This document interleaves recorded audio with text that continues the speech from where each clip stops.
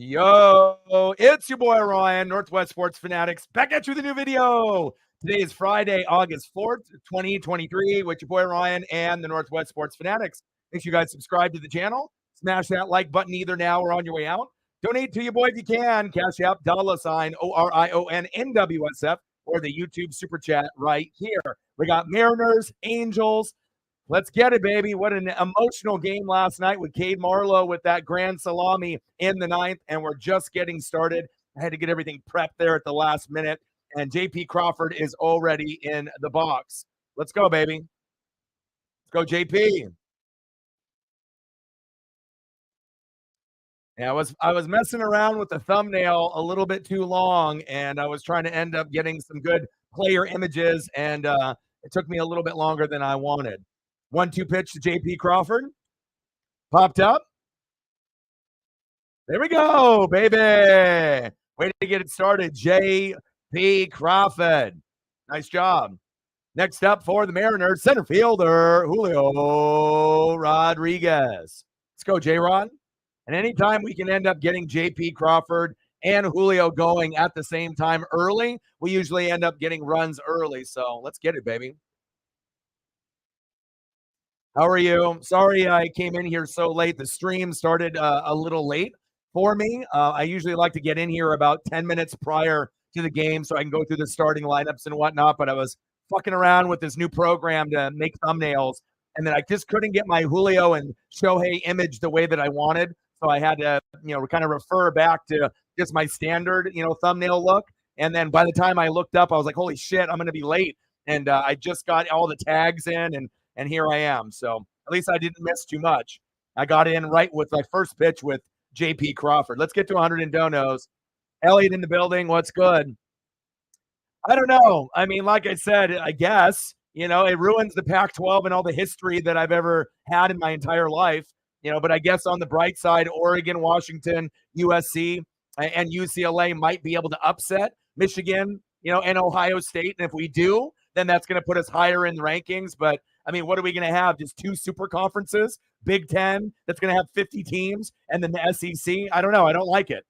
I would rather keep the history where it's at. Because if Oregon and Washington leave, and then Oregon State and Washington State stay, who the hell are their rivals?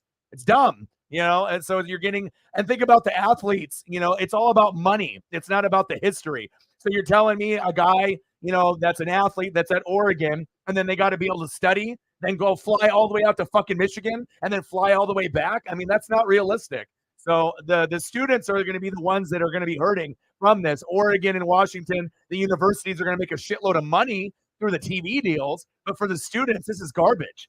Like I said, it makes the Big Ten better.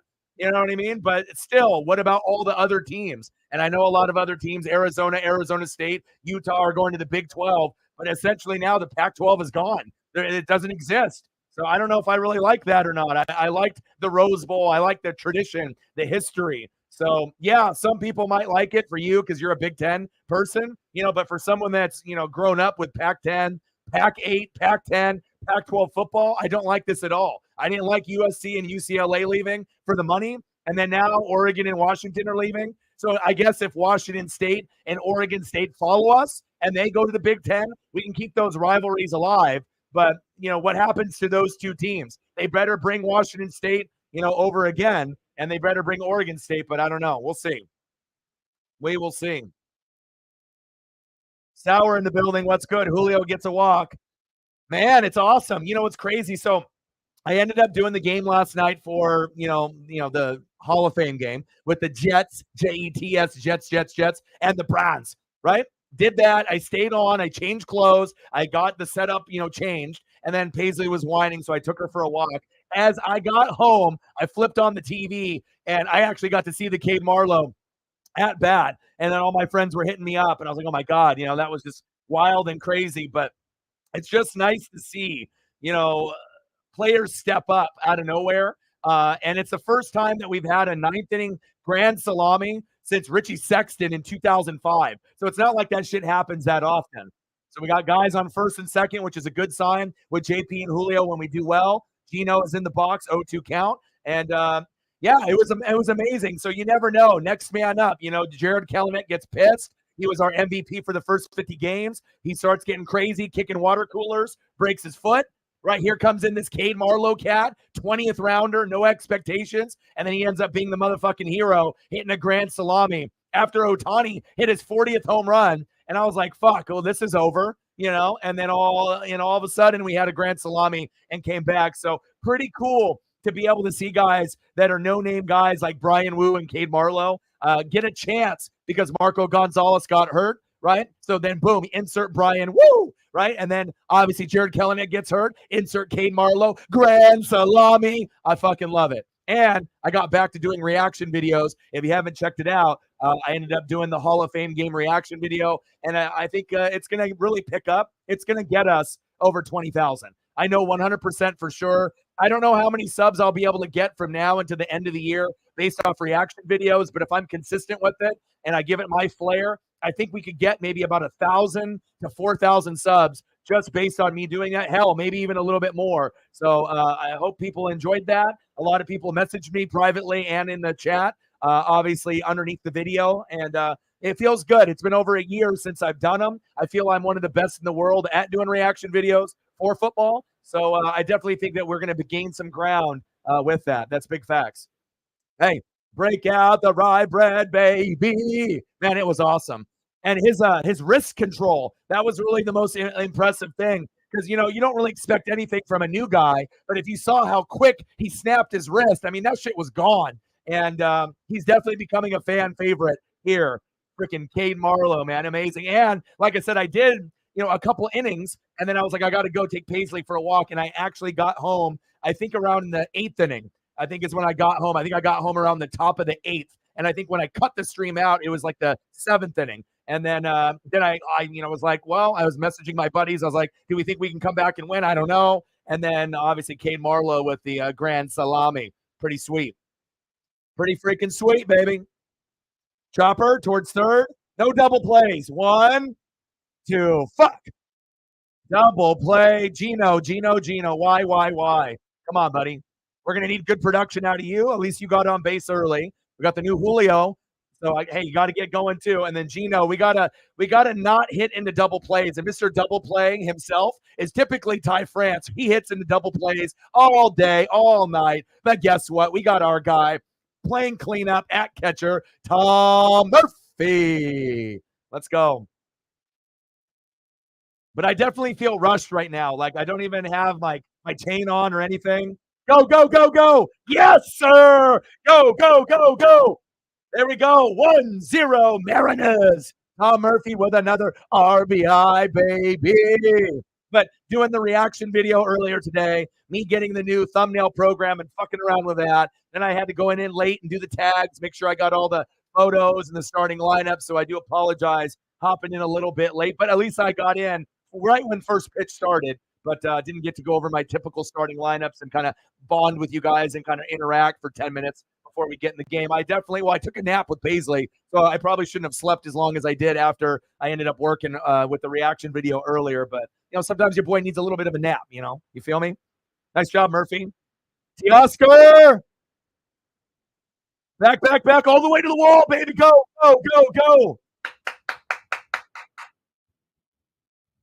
Let's go. Yes.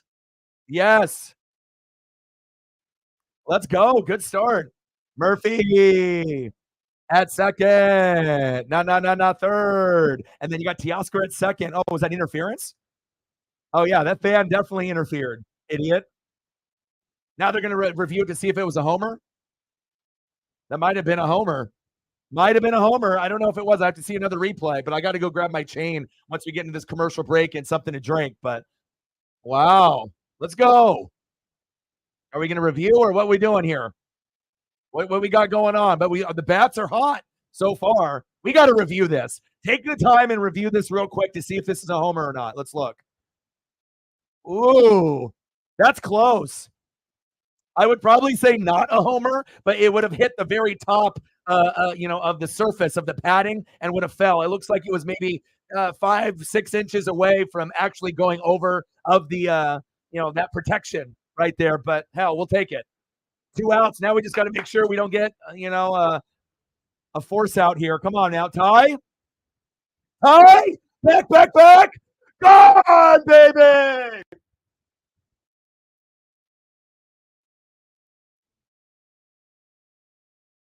Let's go. That's much better than hitting into a double play. Mr. First Baseman, Ty France, baby. 4-0 Mariners. Wow. That's a hell of a start. And what's the magic number for the Mariners? I mean, anyone that's watched my show should know 5 runs or more, 7 to 10 hits. And we already got 4 runs in the first inning, baby. That momentum with Cade Marlowe's grand salami. We had that. 4 runs in the ninth, and let's get 4 runs in the first. Way to be, Ty. Fucking A. Next up, PH Cal Raleigh. Let's go. My goodness, what a first inning. I knew we were going to be able to bring the bats out, but like this, my goodness. Cade Marlowe, baby, you already know what it is. Let's go. Megan's in the building. What's good? Hey, let's get it. Oppenheimer. Heard it's very good. I haven't seen it, though. Boom. Cade Marlowe, you already know what it is. Let's go, baby. Definitely was great to see. You can end up being like a little fan favorite or legend, like a local legend when you do shit like that, right? What's good? How are you guys? Sarah with a 5-er. Thank you so much to get us started. Raleigh, big swing and a miss, 2-2 count. Bang, bang, bang, boom, boom, boom. Bang, bang. $5 holla. 95 to go. Let me know what you want during the commercial break, and I got you. $5, 95 to go. Let's go, baby. MSU Detroit fan in the building. How are you? Elliot's got a stat for me. Darvish has the most strikeouts per inning past All-Star break in the history of baseball. Shut up. Really? Foul. That's crazy. And then I ended up seeing Snell's ERA. Wow. Incredible. You know, since the slow start and the fast start. I know you know that stat. If you want to put that stat up, you can do that too. My guy. Yeah, I don't know if I like it or not. Like I said, USC and UCLA took the money and went. And obviously, Oregon and Washington, they're going to go too. But if we can't get Oregon State and Washington State to also go to the Big Ten, the rivalries are fucked up.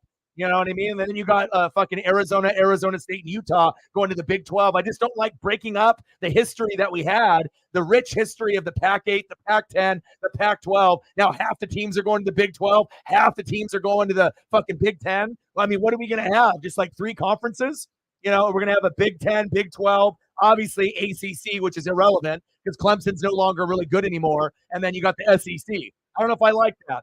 All right, Cal Raleigh pops up. And he's out, but we get 4, baby. Let's go. Let's go, baby. What's good, Matt? You know, and like I said, you get Arizona State, Colorado, Utah. They're like, fuck you. We're going to go to the Big 12, whatever. And then you get the better schools besides Utah that you get UCLA, USC, Oregon, Washington. And those teams, see, it's good for maybe some of those teams, but you got to think for like a fan like Sarah in Iowa. If you were normally a middle in the pack, that might bring you guys even lower if you got Oregon and Washington there, because we're going to match up to you guys. We're going to match up to Iowas and the Wisconsins. So if you're an Iowa or Wisconsin fan, instead of maybe finishing 3rd in the division, now you might end up finishing 6th, 7th, 8th, 10th. You know, so it may not be that good for teams like Wisconsin and Iowa. Like they're like, oh, this is good. Fuck no, it's not, because then that means USC's taking your spot. Washington's taking your spot. Oregon's taking your spot. You know, and without all that being said, yeah, you got Ohio State and Michigan at the top, and then USC and Oregon are going to battle as well as Washington. But then where does that leave Wisconsin and Iowa?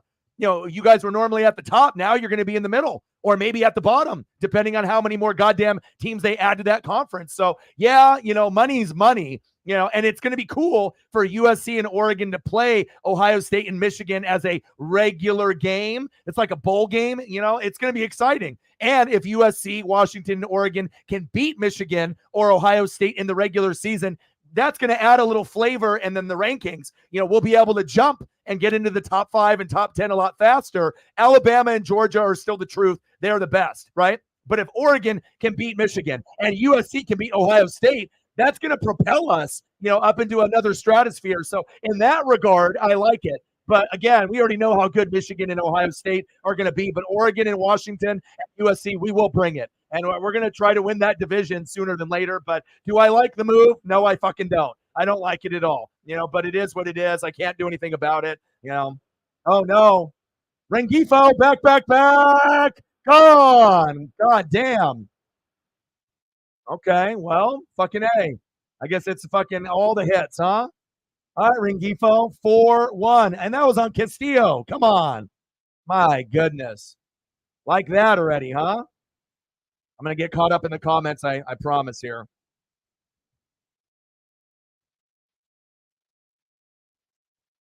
Yeah, I don't know, man. I don't know.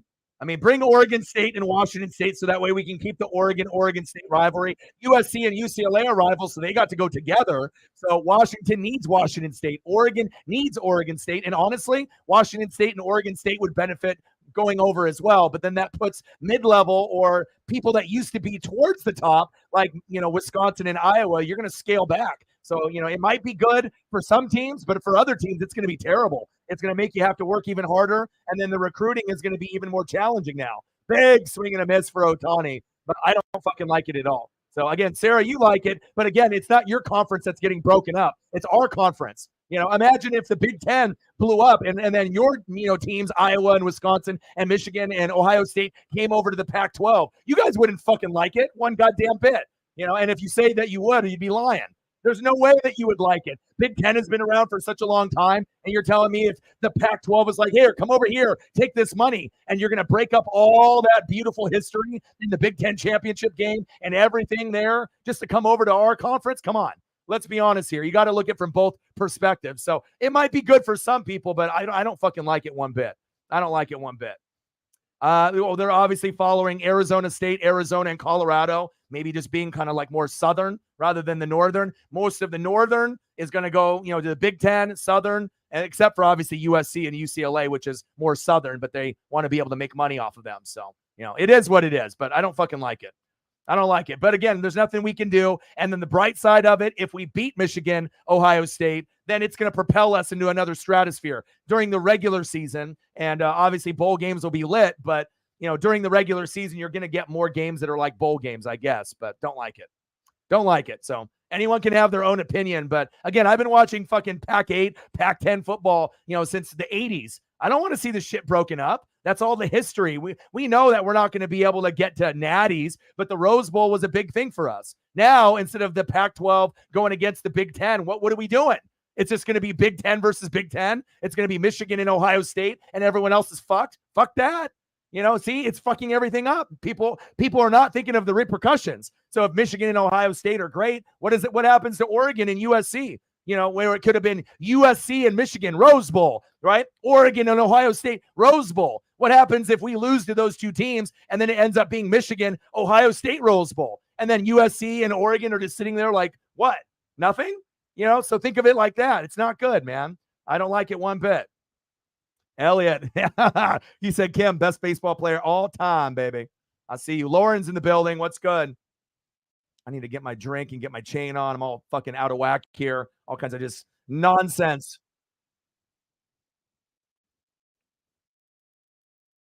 Zed, with the Big 12 taking BYU gives Utah a reason, and they would rather join the Big 12 over the Big 10. Yeah, Utah and the Big 10 actually would have been good. It would have made them more of a power conference because we know with Oregon and USC, who normally has been pretty good, it's been Utah. They're the ones that have been able to go to the Pac-12 championship game. They're the ones that have gone to the Rose Bowl against like Ohio State. Maybe they didn't win, but they got close, and they usually have good coaching, good running game, and good defense. So I would have enjoyed Utah going to the Big 10. If we're going, bring the best with us if we can, but they want to go down to the Big 12. And honestly, if Utah goes down to the Big 12, hell, they might be able to win the Big 12. They might actually be able to compete. Struck him out. Leadoff home run for Rengifo, but still 4-1. Mariners. Zini Panini getting the new jersey and showing it off. I appreciate you very, very much. Bang, bang, bang, boom, boom, boom. Bang, bang. $10 holla. And your boy's back with the reaction videos. I just got to be able to adjust the volume. I actually had to do one, and then I noticed the scoreboard was covered up with my logo, so I took the logo portion off. and then I got to kind of adjust the volume because dumbass Chris Collinsworth talks so goddamn loud. It's like when I'm talking, doing my reaction, you can still hear them like a little too loud. I had it full blast the first time I did it. I was like, oh shit, this is not going to work. You're not going to be able to hear me. Then I did it halfway and it still sounded a little muffled. So I'm still going to have to adjust the microphones and maybe, get the announcer volume down to maybe 25%, 30, and then it'll sound a little bit better. But it definitely felt good getting a reaction video out, even if it was preseason. I mean, it's the first time I've done one in like over a year, and I know fans are going to love them. A lot of people have commented and messaged, and that's what's going to get us over 20K. We're definitely going to get about 1,000 to 4,000 subs, from now into the end of the football season. I really feel confident about that. We'll get a couple thousand, and if we're really lucky, maybe we'll get 4,000 plus, and then we'll be far beyond that 20,000 number mark, and we won't look back. Big facts. Zini, I love you, and I appreciate you. Let me know what you want to see for a photo. You too, Sarah, and I got you. Yeah. Well, they already did. They're already going in. Yeah, I don't know if you've read the news, but Utah, Arizona State, it's already in the works. Just like Washington and Oregon going to the Big Ten. They already are. Those teams are already agreed. They're going. So 15 doll hairs. Let's get to a hundo. Let's do it. What if Oregon went to the SEC? Well, then we just get absolutely fucking obliterated. I mean, if we could upset Alabama or Georgia, think about what that would do. And then some of the other SEC teams are kind of ass. Let's be honest. Every once in a while, LSU and Auburn are okay or championship worthy, but for the most part, they got kind of like top-heavy teams and then a bunch of mid-level teams that are pretty good. But now with the Big Ten adding, Oregon and Washington and USC, Michigan, Ohio State, and then Wisconsin and Iowa, I feel overall the Big Ten has more quality teams, but the best caliber, championship caliber, above and beyond teams are still in the SEC with Alabama and Georgia. So, yeah, and it wouldn't make sense. You're going to have Oregon kids fly all the way to fucking Georgia, get their ass kicked by 50, and then cry about it and fly all the way back and do an exam, and then have to go fly all the way back and play Alabama the next week and get her ass kicked by 60, and then fly all the way back. I mean, it doesn't make sense. Even the Big Ten move doesn't make sense. It's money. So, how are you? You're one of my favorites. I appreciate you. All right, you want some Dallas Clark, Iowa? I got you.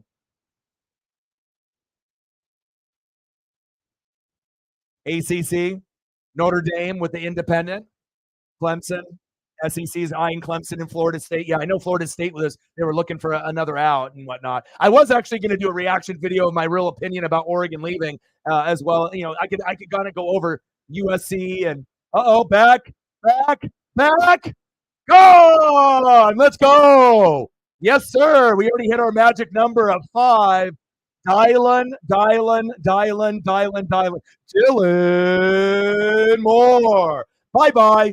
5-1 Mariners. But I was going to do a reaction video of my opinion of Oregon leaving, and Washington, but I already did the reaction video, and Paisley wanted to snuggle, so she gets the snuggles first before I can do that. So a lot of people were like, "Damn, you're doing them again, yeah?" And I'm like, yeah, I am, man. I'm doing it. And like I said, I broke up with a girlfriend. I got Paisley. I don't have a restricted schedule where I have to share the studio room, because before, for years, I couldn't record until 4 p.m. or after. Now I can record from 7 a.m. all the way to midnight. There is no restriction. So you're going to see your boy work harder than fucking ever. I'm already working 7 days a week, but I'm going to be trying to pump out lots of material. And I know this sounds crazy, but I'm going to try to do every game for a reaction video this year. And that's going to be a lot of fucking work. Some will be done on Sunday. Some will be done on Monday. Some will be on Tuesday. And hopefully I get them all done by then. But if I'm also doing, how many games during Sunday, 1, Sunday night football, maybe 2, and then, Monday night football. So I'm going to try to do my best. There we go. Jose Caballero with a nice little single.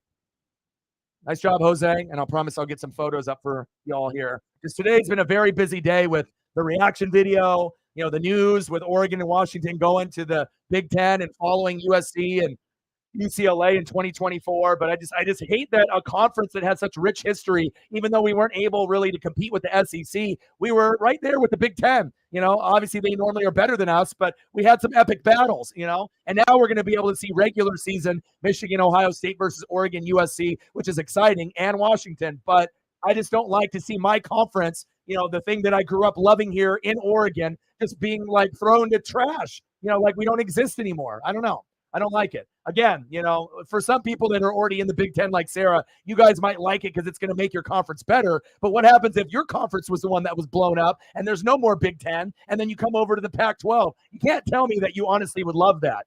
People would be upset, just like I am. So, it is what it is. All right, I'm getting closer and caught up here, I promise.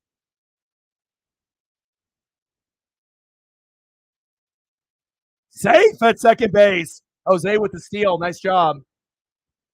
All right, I'm getting closer to getting caught up here. He's like, what about the Mountain West, Stanford and California? Yeah, that would make sense. That would definitely make sense. I agree. Ooh, Musgrave is out. Ooh, that's not good. But Snell has been fucking phenomenal. Your pitching is starting to do good. So Crawford popped up on the 0-2 count. Tag up. Damn, Jose. Damn, Jose ate his Wheaties. He ran fast to third. We're trying to get some more runs. Okay. Oh, yeah. Kelly Green, Kelly Green. You already know what it is with the Kelly Green. So fresh and so clean, clean with the Kelly Green, green. You already know. You already know. He said, I'm an ACC official. I'm in full panic mode because with the Pac-12 collapsing, ASU, Utah, Arizona, they are going to the Big 12. Like, it's done. They're going. Yeah. Crazy. Crazy. You already know you like my cousin, Ha-Seong Kim. You love him. My cousin. He's underrated. Yeah. Darvish, my cousin, too. You already know. We're taking over. Julio Rodriguez in the box. Let's go, Julio. And I'll get you guys your photos here in 1 second. I'm still fucking behind.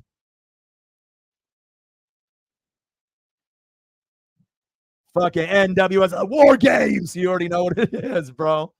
Oh, baby. Sauer went to go take a dump like he did when he went to, go to his job. They're like, where the fuck is Sauer? You just sitting in there, fucking in the stall, just watching the game. You got to do what you got to do when I do early games and whatnot, right? But yeah, we're just pounding runs away, and it's nice to be able to get the runs early and often. Let's go, baby. I'll give you a quick breakdown here in 1 sec. I got so much fucking shit here in front of me. Let's go. All right, let me give you the quick breakdown. All right, so Murphy reached on an infield single. The second, Crawford scored 1-0. Ty France, who usually hits into a double play, homer to center, 403, right? And then Murphy scored. Hernandez scored 4-0. Rengifo homered in the bottom of the first at 4:15, 4-1. And then Dylan Moore just homered, and boom, we're sitting at 5-1. There's the recap. Yo, boy.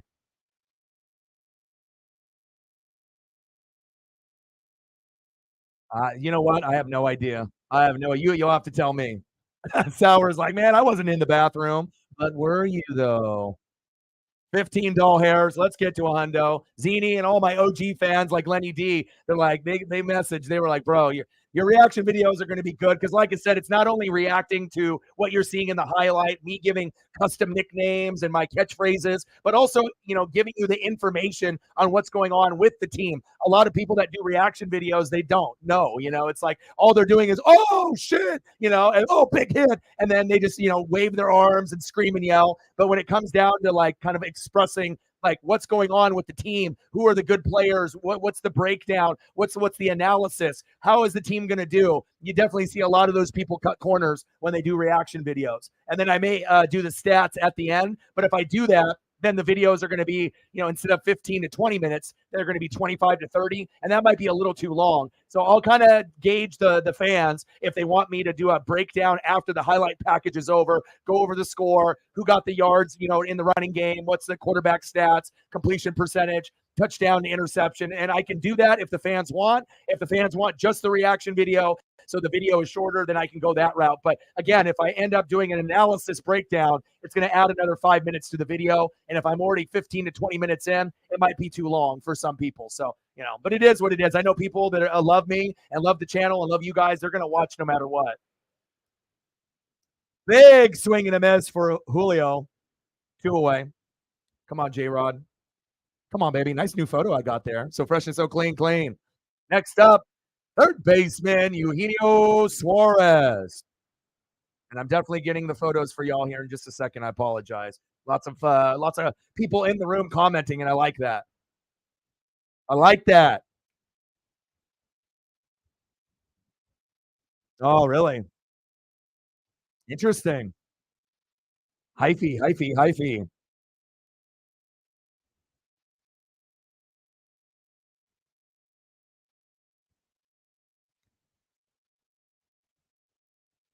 Yeah, well, I think at that time in the game, like I said, it's all of a call with the organization and who actually is looking at the replay. Sometimes, it is something to take a look at and whatnot, but we ended up getting the grand salami with Marlowe, so it didn't even matter.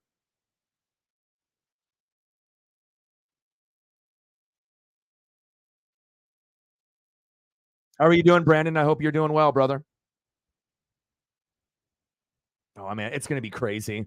And like I said, it's going to really benefit USC and Oregon. Because like I said, we are the ones, and Washington. Because we're going to be the ones that are going to be the main threats besides Wisconsin and Iowa normally of trying to knock off the king of the castle, which is Ohio State and Michigan. It's going to be tough. But the sad thing is that no matter how good Michigan is, and no matter how good Ohio State is, they never can beat Bama or Georgia.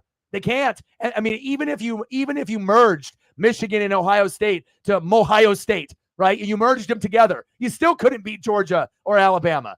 Think about that for a second. The recruiting is on a whole nother level down there with the NFL players. And we know Michigan and Ohio State, or Mohio State if you combine them, they got a lot of NFL players, but it just seems like when they end up playing like in the playoff or in the championship, they're just not on the same level. They can keep up for like a quarter or two, but then all of a sudden in the third quarter, fourth quarter, here comes Georgia, here comes Bama, and then the game's over. And those teams are uber talented. They are really the only teams that can challenge Bama and Georgia and LSU when they had like Burrow and Jay Jetta and Jamar Chase. It's like that Michigan, that Ohio State, or like a USC coach team by Pete Carroll or a Chip Kelly Oregon team. But if you don't have Pete Carroll or Chip Kelly and that recruiting, you're not going to even be able to keep up necessarily with Michigan or Ohio State. So, I mean, I get it. The Big Ten is benefiting off the powerhouse teams in the Pac-12, which no longer fucking exists. The Big 12 got the scraps, but they did get Utah. But the SEC is still going to be king as long as, as long as you still got Kirby and as long as you still got, Saban, it's going to be their really championship, game to lose. And that's facts. So. I did too, man. Like I said, I grew up with them since the 80s, and I don't know what to think. So let's go M's, and I promise I'll get some photos up here. Yep, and he went to Indiana, so he'll be right at home, beating up on all those other teams there. Absolutely. But we're not going to go this year. It'll be next year, so 2024. So they're trying to get everyone to go in at the same time. So that's why Oregon and Washington agreed, because they're going in at the same time as USC and the same time as UCLA. So when the schedule makers are making the schedule, they have all the information a year in advance. So that way they can look at the schedule, look to see what we actually have as a conference, and then they can give us the amazing matchups. So you'll see your boy waking up at 9 a.m. watching USC and Michigan, and then, maybe Oregon and Ohio State. So it should be pretty exciting, even though I don't like the move. And then Penix will be gone. Yep. Dribbler. Tino. Throw it. Safe. Damn it. I got you, bro. I always got you, Sour. When in need, when you got to go to the bathroom and you got to make a stink, your boy will update you on the score and how we got there. He said for hours. He's like, where the fuck is this Sour guy? Where's the fucking Sour kid? Guy said he was going to go take a smoke break, been in the fucking shitter for an hour. And you just hear him in the Mariners, go, go, go, go, go. They might get the wrong idea when you're doing go, go, go in the toilet. You know what I mean? Hey, but that might help you out. You could probably stay in there a little bit longer. Catch up, right? 5-1 Mariners, bottom of the second. Magic number. My boy. He's in a safe place. You already know it, bro.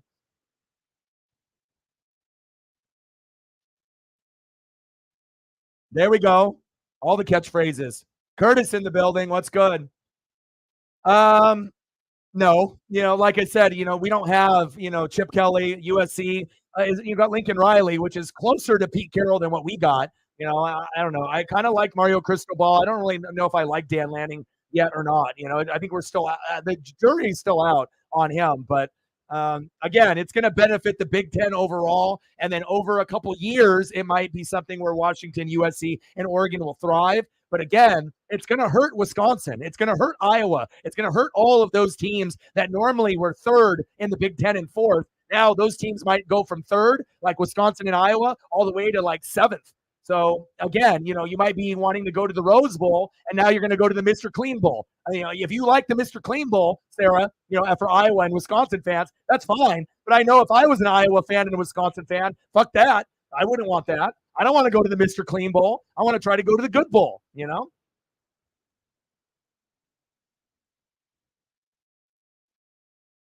Yes, and that's the thing that, it hurts the most is the student athletes. They're gonna have to do so much flying. How are they gonna focus? You know what I mean? Like, unless you got an NIL deal and you're good to go, but, like, how are you really gonna focus when you have to go to Michigan, fly back after losing by 50, and then, going the back and forth and back and forth?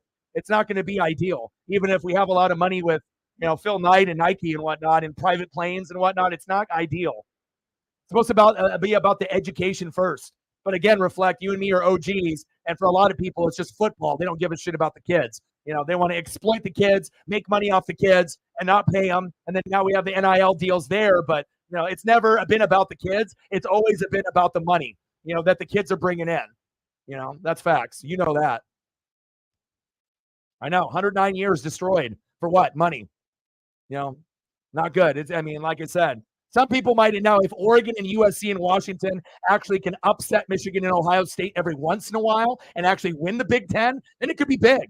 Well, who's going to play each other? Is it going to be Michigan and Ohio State in the Rose Bowl now, and USC and Oregon get left out because we're not in the Pac-12 anymore? Like, that's not going to be fair. It's not like any of the teams are going to be able to compete with Georgia or Bama, even though people think Ohio State will. We'll see. We'll see. 5-1 Mariners. I know, for real. And I'm getting photos up here in just a second. Yeah, agreed, Reflect. Agreed, bro. You already know what it is. Brian's like, it's a place where a man can think and watch a stream when your employer is like, where is Sauer? He said, don't worry about it. I've been in there for an hour. Got to watch the Mariners and NWSF, baby. Uh-oh. Ejection. What the fuck? Who got thrown out there? Wow. $15. Let's get to a hundo, and I promise I'll get the photos up here. I apologize it's taken so long.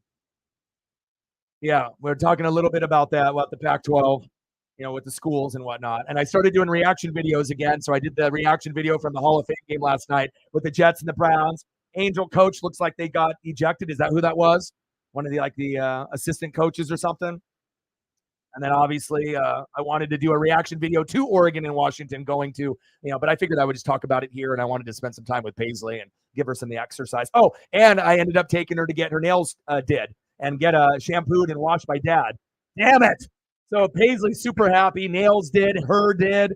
She's clean. Her fur is nice and soft. She smells like a dog, a princess goddess. All the nice smells. Nails did, all short, looking good. Got them dremeled up. So Paisley's definitely a happy girl. All right, let me get some photos up here. Sorry it took so long, y'all. All right, so you wanted the Dallas Clark. So let me do that. You want Dallas Clark, Iowa, or Dallas Clark, Colts? And Zini, I don't know if you're in the building, but if you know what you want to see, and I got you.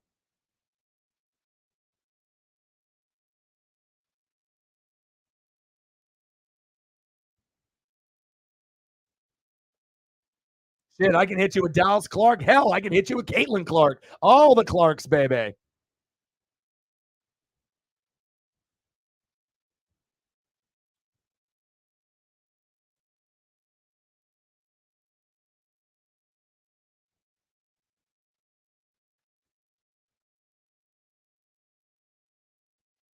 And I'm still flustered still. I don't even got my chain on yet. Fucking I was trying to do a thumb. I downloaded a new thumb program, so I was trying to get like player images, and so that way I had like Julio and Shohei, and then everything was just. You have to really be like to take the backgrounds out and to be able to do like transparent images. It's not easy. Some programs make it easy. Others, it's kind of hard to line them up right, and then you got to be able to kind of edit around their face and their body to make it look clean and whatnot. And I just kind of ran out of time, so but I still ended up hitting you with a decent thumb. You know what I mean? But I want to be able to do something more than just like the upper torso and the head of the image. I want to be able to give you like a player image where they're doing a pose and whatnot.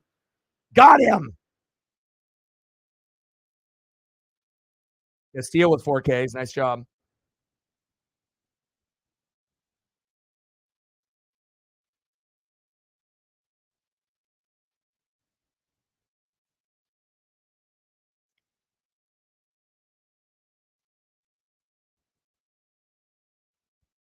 All right, bottom of the second, 5-1 Marinez. Pitch right down the middle. Runners at first and second. Ooh, Dallas Clark, honorary captain. He was great. He was great on Iowa. He was great on the Colts. And I kind of wish that they would be able to have another tight end like that one day. He was special. I mean, it's tight end university. George Kittle, come on, man. Hawkinson, right? Noah Fant, your boy knows. Come on now. I got you. I figured since we're talking Big Ten, But again, I know that you like it because now you're getting more schools. But then, like I said, if you think about what it does for you and as a fan in your school, you're the one that's going to suffer, Wisconsin fans and Iowa fans, because now you're bringing in teams that are going to be just as good as you. Maybe UCLA, USC, and Oregon and Washington might even be better. So even though you guys are really good at defense and running the football, for where you guys are sitting with Wisconsin and Iowa, sometimes you guys can get to 10 wins. But now with USC, UCLA, Oregon, Washington, that's never going to happen again. Or if it does, it's going to be very rare, And I don't want you guys to struggle like that, So it benefits, the money, but for those teams, that are normally shooting for Michigan and Ohio State upsets, now you're going to have to try to upset USC and Oregon and Washington and UCLA on top of Michigan and Ohio State. Not ideal.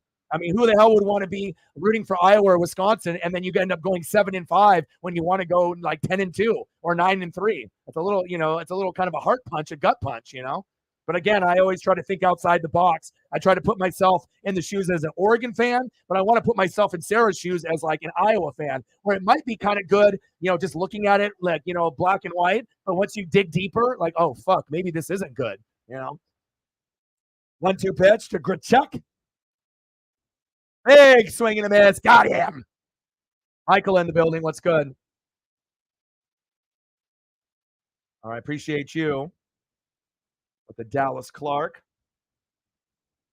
Let me see if I can find something else here. I'll hit you with a Caitlin Clark too. I mean, I'm already on the Clark name, so I might as well pitch you with a Caitlin Clark also. And she was great. She was more popular, right, than anybody else, even on the men's side. I mean, she made college basketball like relevant, and that's big facts. And she's going to be like Sabrina Ionescu and Diana Taurasi, who ended up hitting that 10,000 point mark. I don't watch the WNBA, but I definitely keep up with who the good players are and when history is, being made. And Caitlin Clark is going to be a real one, a great one, a Hall of Famer. She's going to be fantastic. So I'll hit you with a little bit of Caitlin Clark since you love Iowa. I'll give you Dallas Clark, and I hit you with a Caitlin Clark. Now, let's see if Zini is still in here. And if she's not, I'm still going to hit her with a couple photos here. So let me get a couple Brian Dawkins up here, even if she had to go. That's what I do. Zini, are you in the building still? Your boy took so long with so many people in the room. I do apologize. I'll message her in a second. But let me, at least to show the, appreciation and the gratitude, which I always have and I always will. So let's go to my Brian file. All the Brians. B-Doc, Weapon X. And she got some jerseys. She got a Brooks jersey, and then she's going to end up getting a Kelsey jersey with the Kelly green, which is pretty sweet. Oh, shit. I found a Brian Westbrook. She'll like that. All right. Hit you with the Brian Westbrook, and then I'll hit you with the B-Doc, Weapon X.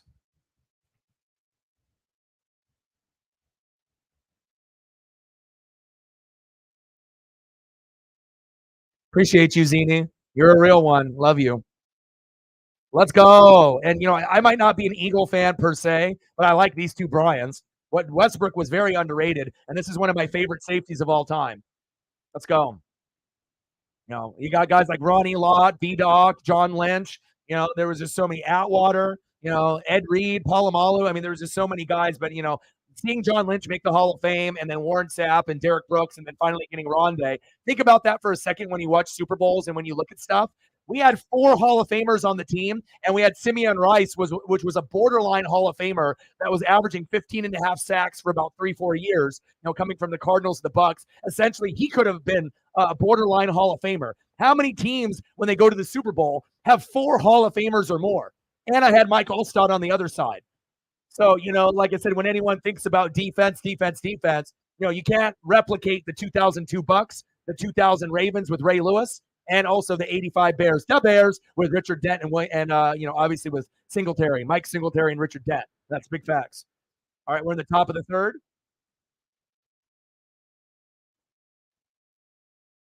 All right, let me message Zini here real quick. I need to go get my drink and I need to put my chain on. But apparently, me not having the chain on right away is okay. We're up 5-1. I just hate feeling rushed and flustered. It's like I like to be able to be prepared. I like to be able to have everything done, early so I can be in the room, 10, 15 minutes and we can vibe instead of just like starting the stream and the first pitch is literally happening. And that's the first time that's happened to me in a couple months. So, but again, I was just trying to make you guys a better thumbnail and it went sideways there, and then I ran out of time, and the player images they didn't come up. Like right when I put in the Julio and Shohei, I noticed I forgot to kind of delete some of the surrounding around the head and the arms, so it would have like been like a cool picture, but it would have been distorted. You would have had like Julio doing a cool pose, but then there's like some extra color behind him, and I don't want to give you a shitty thumb. I want to try to make it the best that I can. So. All right, let me message Dini here real quick.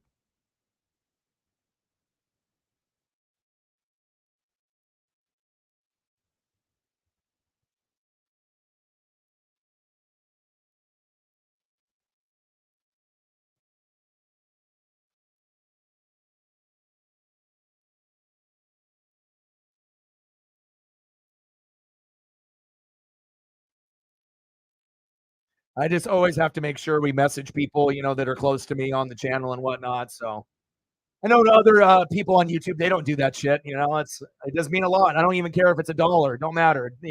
Every dollar counts. It's $1 that you're investing in me and Paisley in the dream. Top of the third, 5-1 Mariners. Let's go. All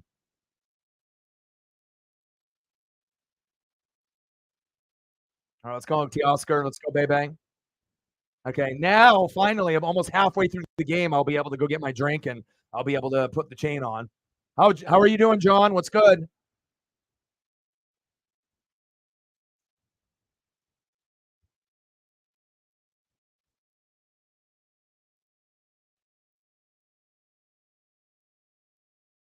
Yeah, well, Utah, Arizona State, Matt, you probably read they're going to go to the Big 12.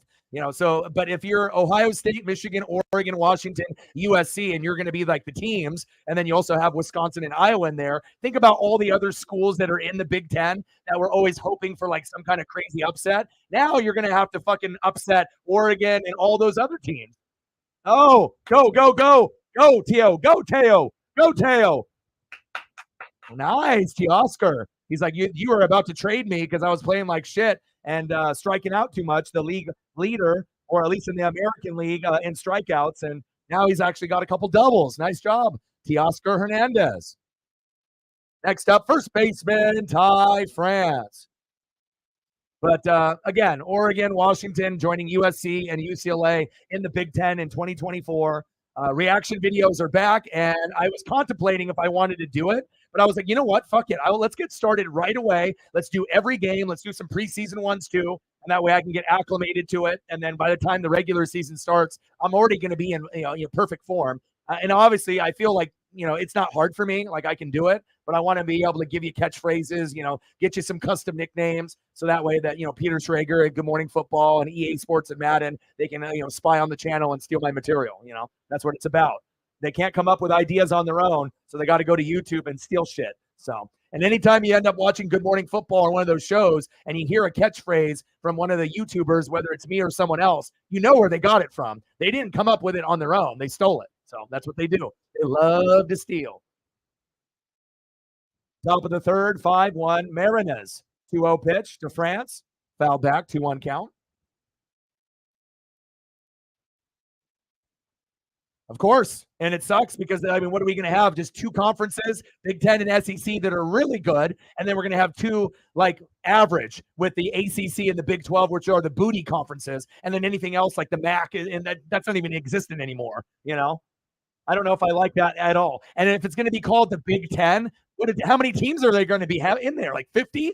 It's like it won't make sense anymore. You'll have to call it like the Big 20 or something, but it doesn't have a good ring to it. And you already have a Big 12, and that's going to have more than 12 teams in it. So it just fucks up everything, you know?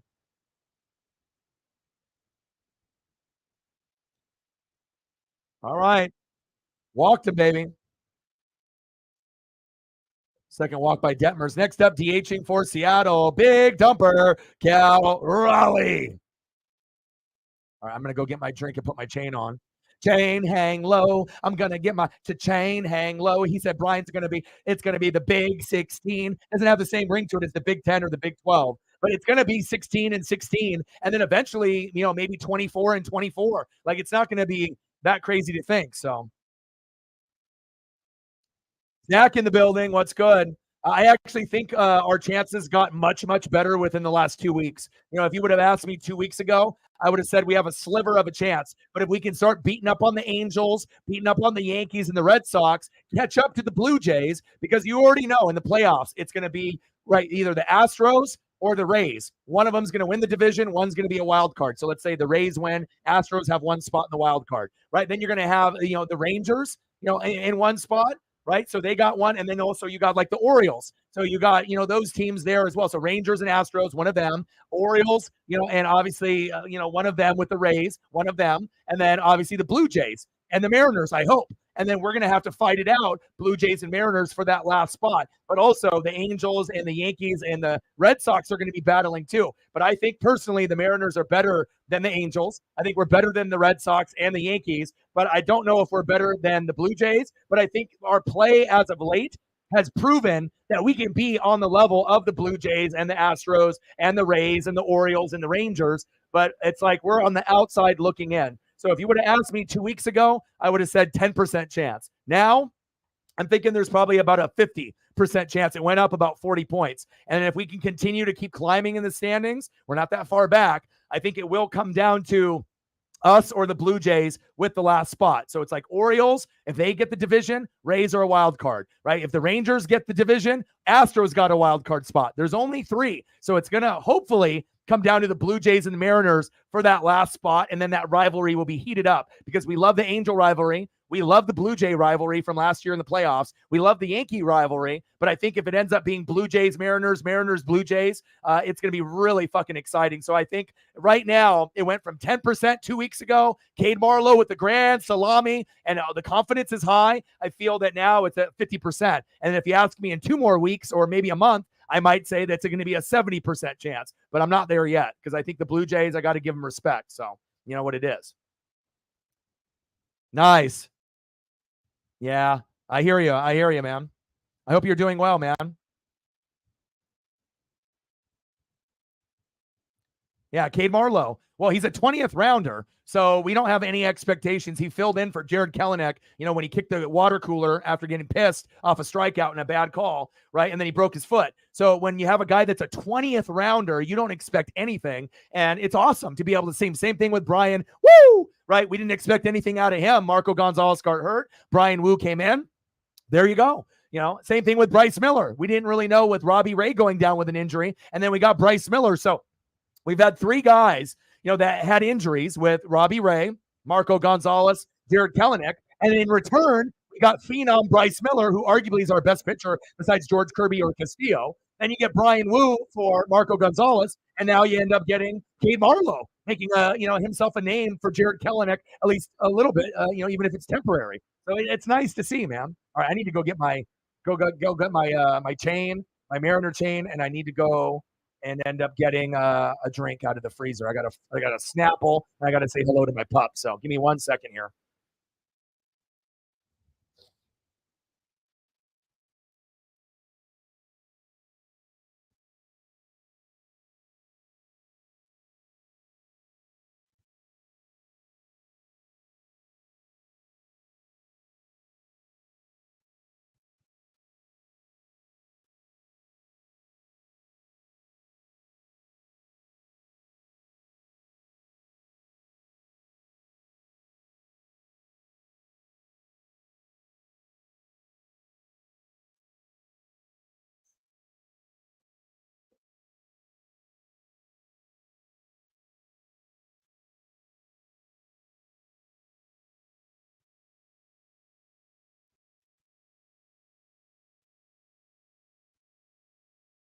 All right, your boy's back. Finally. All right, I got the chain on. I got to adjust my hat finally, which I didn't even get to do that earlier. Okay, the hat is good. The chain is on. Now I feel like I'm settled in 55 minutes into the stream. So, and I got my frozen Snapple here. Snapple apple is made from the gods. Like I thought mango madness and kiwi strawberry were the shit, but try it. Go to Safeway, go buy one of these bottles, right? And with the plastic, how much is it? It's a 32 ounce, right? Buy one, get one free. They don't do that with Gatorade or with Powerade. So you spend like $2 and you get two drinks that normally cost like $4 to $5. And that's what I do. I just buy, two Snapple apples, two mangoes, two kiwi strawberries, and getting like six. I'm only paying like $6, $5 for like six of them. It's just insane. It should be like $12 or something like that, $13, and I'm paying like $5 or $6 for like 6, 7 of these things. It's a good deal.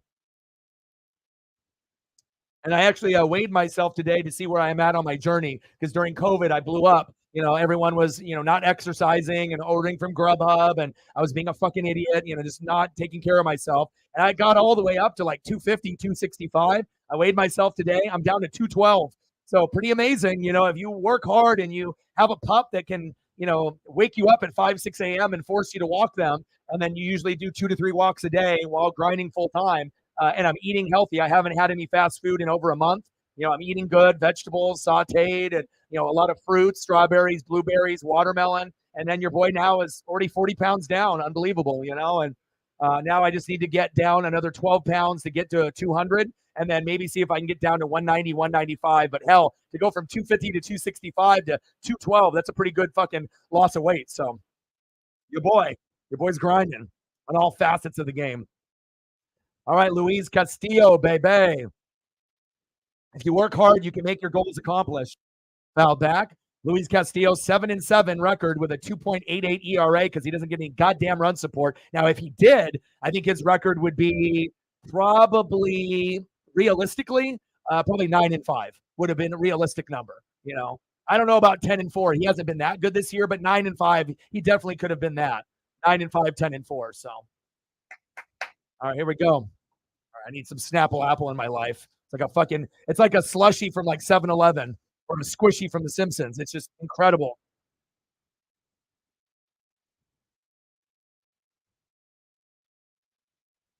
Oh man, it's so good.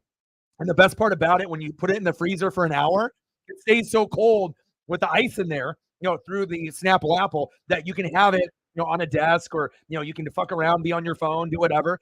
And then a half hour can pass and it's not going to get room temperature. It's still going to be icy, baby.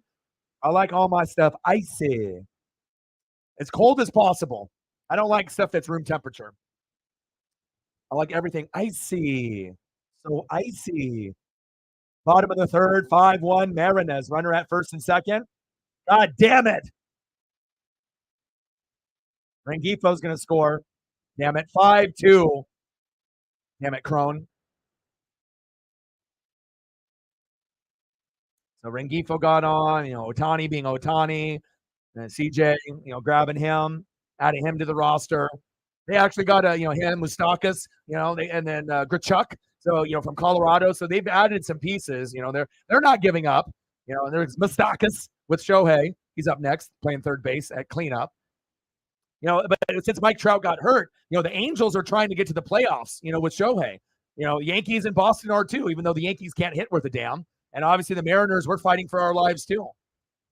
But, we had a pretty good record against the Yankees and the Red Sox and the Blue Jays, and obviously now with the Angels. So I honestly feel that we're better than all those teams. I feel that the team that is closest to us is the Blue Jays, and I put the Rangers and the Astros above us, and I put the Orioles and the Rays above us. But I don't think that they're that much above us.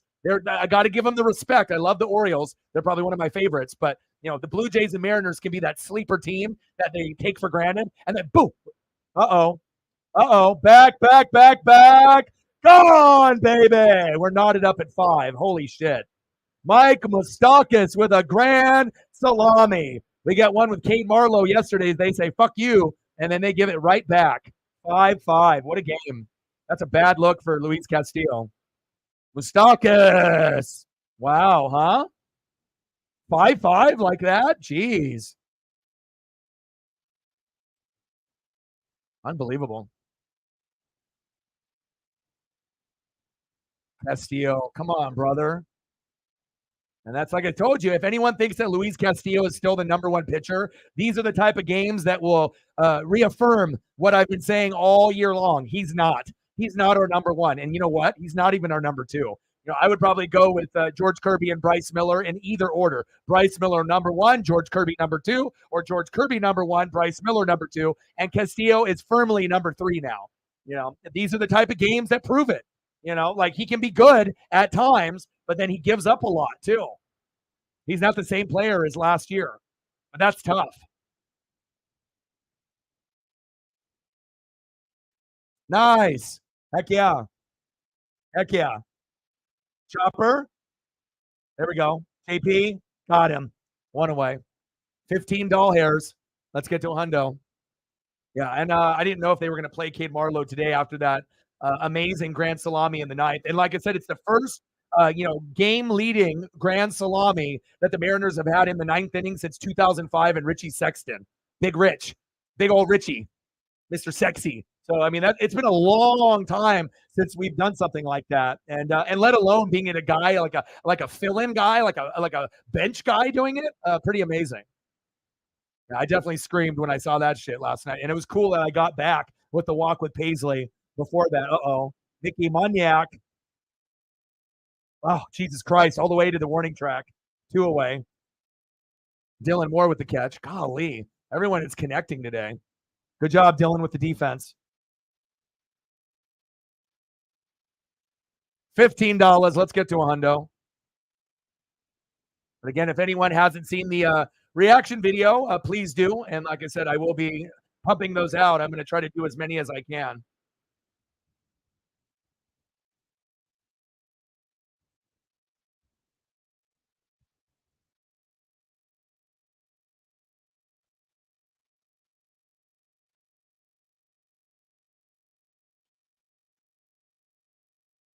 Damn it.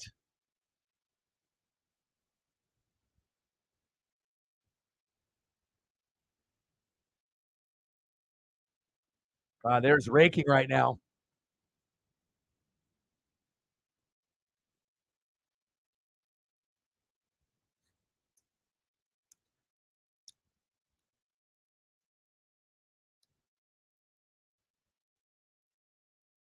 But it felt good doing the reaction video. It felt good taking Paisley to get her nails did and her hair washed and her body washed. And when I go to the groomer, I usually wash her with like 5 shampoos. I get my money's worth. If it's going to cost like $33, for a nail trim, a Dremel, and a self wash, I'm using all their shampoos. I'm using all their materials. I'm not going to go in there and just wash her once. I'm washing her like 5 times. So you got to have her smell so fresh and so clean. And she's a happy girl. Big swing and a miss, 1-1 count. Matthias in the box. Hopefully he doesn't do this in this photo, which we went yard in that photo. Don't do that, Matt. Come on now. We're knotted up at 5 in the third. Amazing. I'm kind of happy. I mean, I'm not happy that we gave up 5, but for it to be a 5-5 game, it's kind of exciting for fans that don't really give a shit about the Mariners or the Angels. Well, Castillo, you fucked up again, my guy. I wish that you were better than you are, but you're no longer our number one, unfortunately. Frustrating for him, I imagine. All right, end of the third inning. We're knotted up at 5. All right, leading off for the Mariners in the top of the fourth, 1-for-1 with a run, home run, left fielder Dylan Moore. Batting second for the Mariners in the top of the fourth, 1-for-1, second baseman Jose Caballero. And batting third, shortstop, 1-for-2 with a run, J.P. Crawford. Let's go, baby. Man, 5-5. Unbelievable. Jacob in the building. What's good? Yeah, Ellie De La Cruz, man. If you watch baseball, you just got to be able to know who the players are. If you're hardcore on the baseball side, it's not really a surprise because, you heard about him in AAA, and then when he got called up, everything that he did in AAA, he ended up, magnifying it even more on the MLB side. So that's big facts. All right, I'm going to take a look here.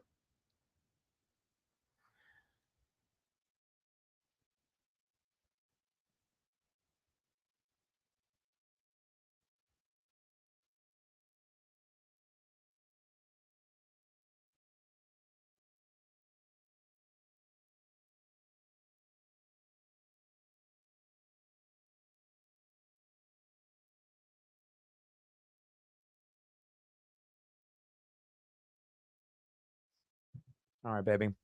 Let's go. And we still got Detmers in the game. They haven't made a change with him just yet.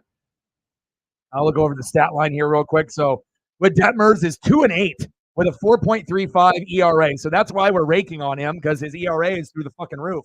But let's take a look at the pitching. So with Detmers, 3 innings pitched, 7 hits, 5 earned runs, 2 Ks, 72 pitches in. And then Castillo, 3 innings pitched, 7 hits, 5 earned runs. It's almost identical, but Castillo has 5 Ks with 58 innings pitched. So obviously we're both doing shitty, but you expect more out of Castillo than you do with Detmers. And that's the problem, Let's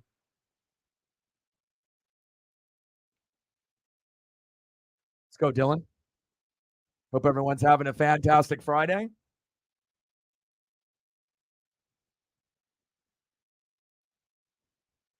Dylan Moore, 0-2 count from Detmers. Pitches low and inside, 1-2 count.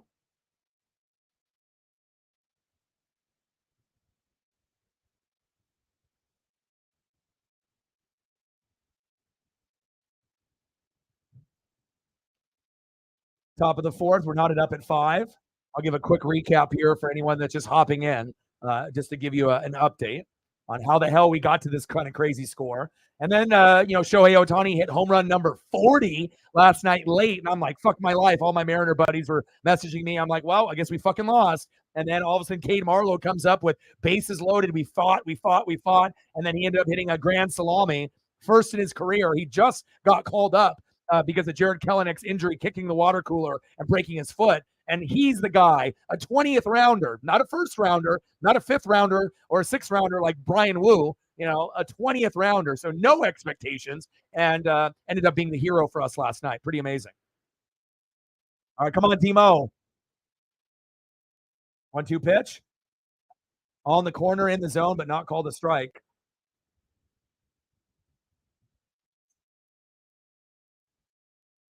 Called the ball. Should have been probably a strike.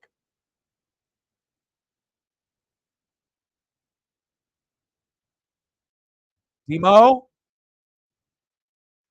1 away. And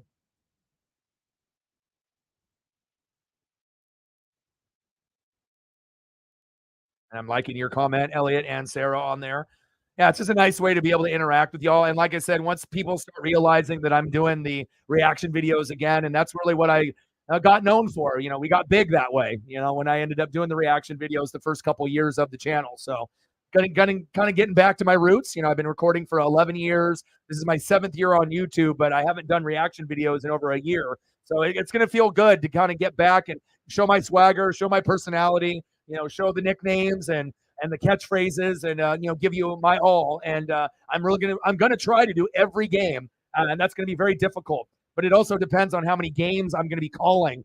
So if I'm doing reaction videos instead of doing 3 games for play-by-play and reactions on Sunday, I'm not gonna be able to do that. I'm only gonna be able to do 1 or 2, like a morning game and Sunday Night Football, or an afternoon game and Sunday Night Football, or just Sunday Night Football. So when like maybe do a game in the morning. Once the game ends, do a couple reaction videos, and then after that's done, do Sunday night, and then after Sunday night is over, do reaction videos late at night, and then Monday morning. So your boy's gonna be grinding like a motherfucker. It's going to be a lot of work, but I know that's what's going to get us over 20,000. And I think that we will gain, I hope, somewhere between 1,000 to 5,000 subs, from, the point where I start, and then obviously to the end of the football season. So anytime between now and February, I'm hoping that we can gain about, 1,000 to 5,000 subs. And that definitely will get us over the 20,000 mark, because we only need like $1.50 to get there now, 150 subs roughly. So, and that'll be good. If that's going to be the way that we're going to be able to grow, and hopefully we'll get some of the people that watch the reaction videos, they'll hop into the live streams, and maybe we'll get some new goats. So top of the fourth, we're knotted up at 5. 2 outs, 1-1 count to J.P. Crawford. Let's go, JP. Fouled off. Oh, it's going to be crazy. I'm already working 7 days a week. So now instead of just doing like a live stream every day, now I'm going to be doing like uploads, reaction videos, power rankings. I'm going to be doing a morning show called Unbiased, kind of like Undisputed. So we go over, unbiased takes of what's going on in the NFL Monday through Friday. I'll try to do it every day, but again, there might be a couple days if I'm doing reaction videos, I won't be able to do it because I have to do the reaction videos. So maybe we'll start off doing Unbiased like 2 days a week. Maybe Wednesday, or maybe do it Wednesday, Thursday, Friday. So that way it gives me Monday and Tuesday to do reaction videos in the morning to pump those out. But I do want to do Unbiased starring Orion Mikulak, like maybe for just an hour in the morning, just to kind of connect with you guys and go over the news and what's happening in the NFL world, doing it from like 9 a.m. to 10 or something of that nature, But again, if I'm going to be doing reaction videos, I can't, overlap the time. So, well, the reaction videos will be number one, and then we'll go from there. So. Fucking Crone Zone. Damn, 350? That's crazy. I seen Snell's stats, and I hope you guys end up making the playoffs. You're kind of in the same position as the Mariners. Like, we're kind of on the outside looking in, but we're starting to kind of get hot at the right time. So.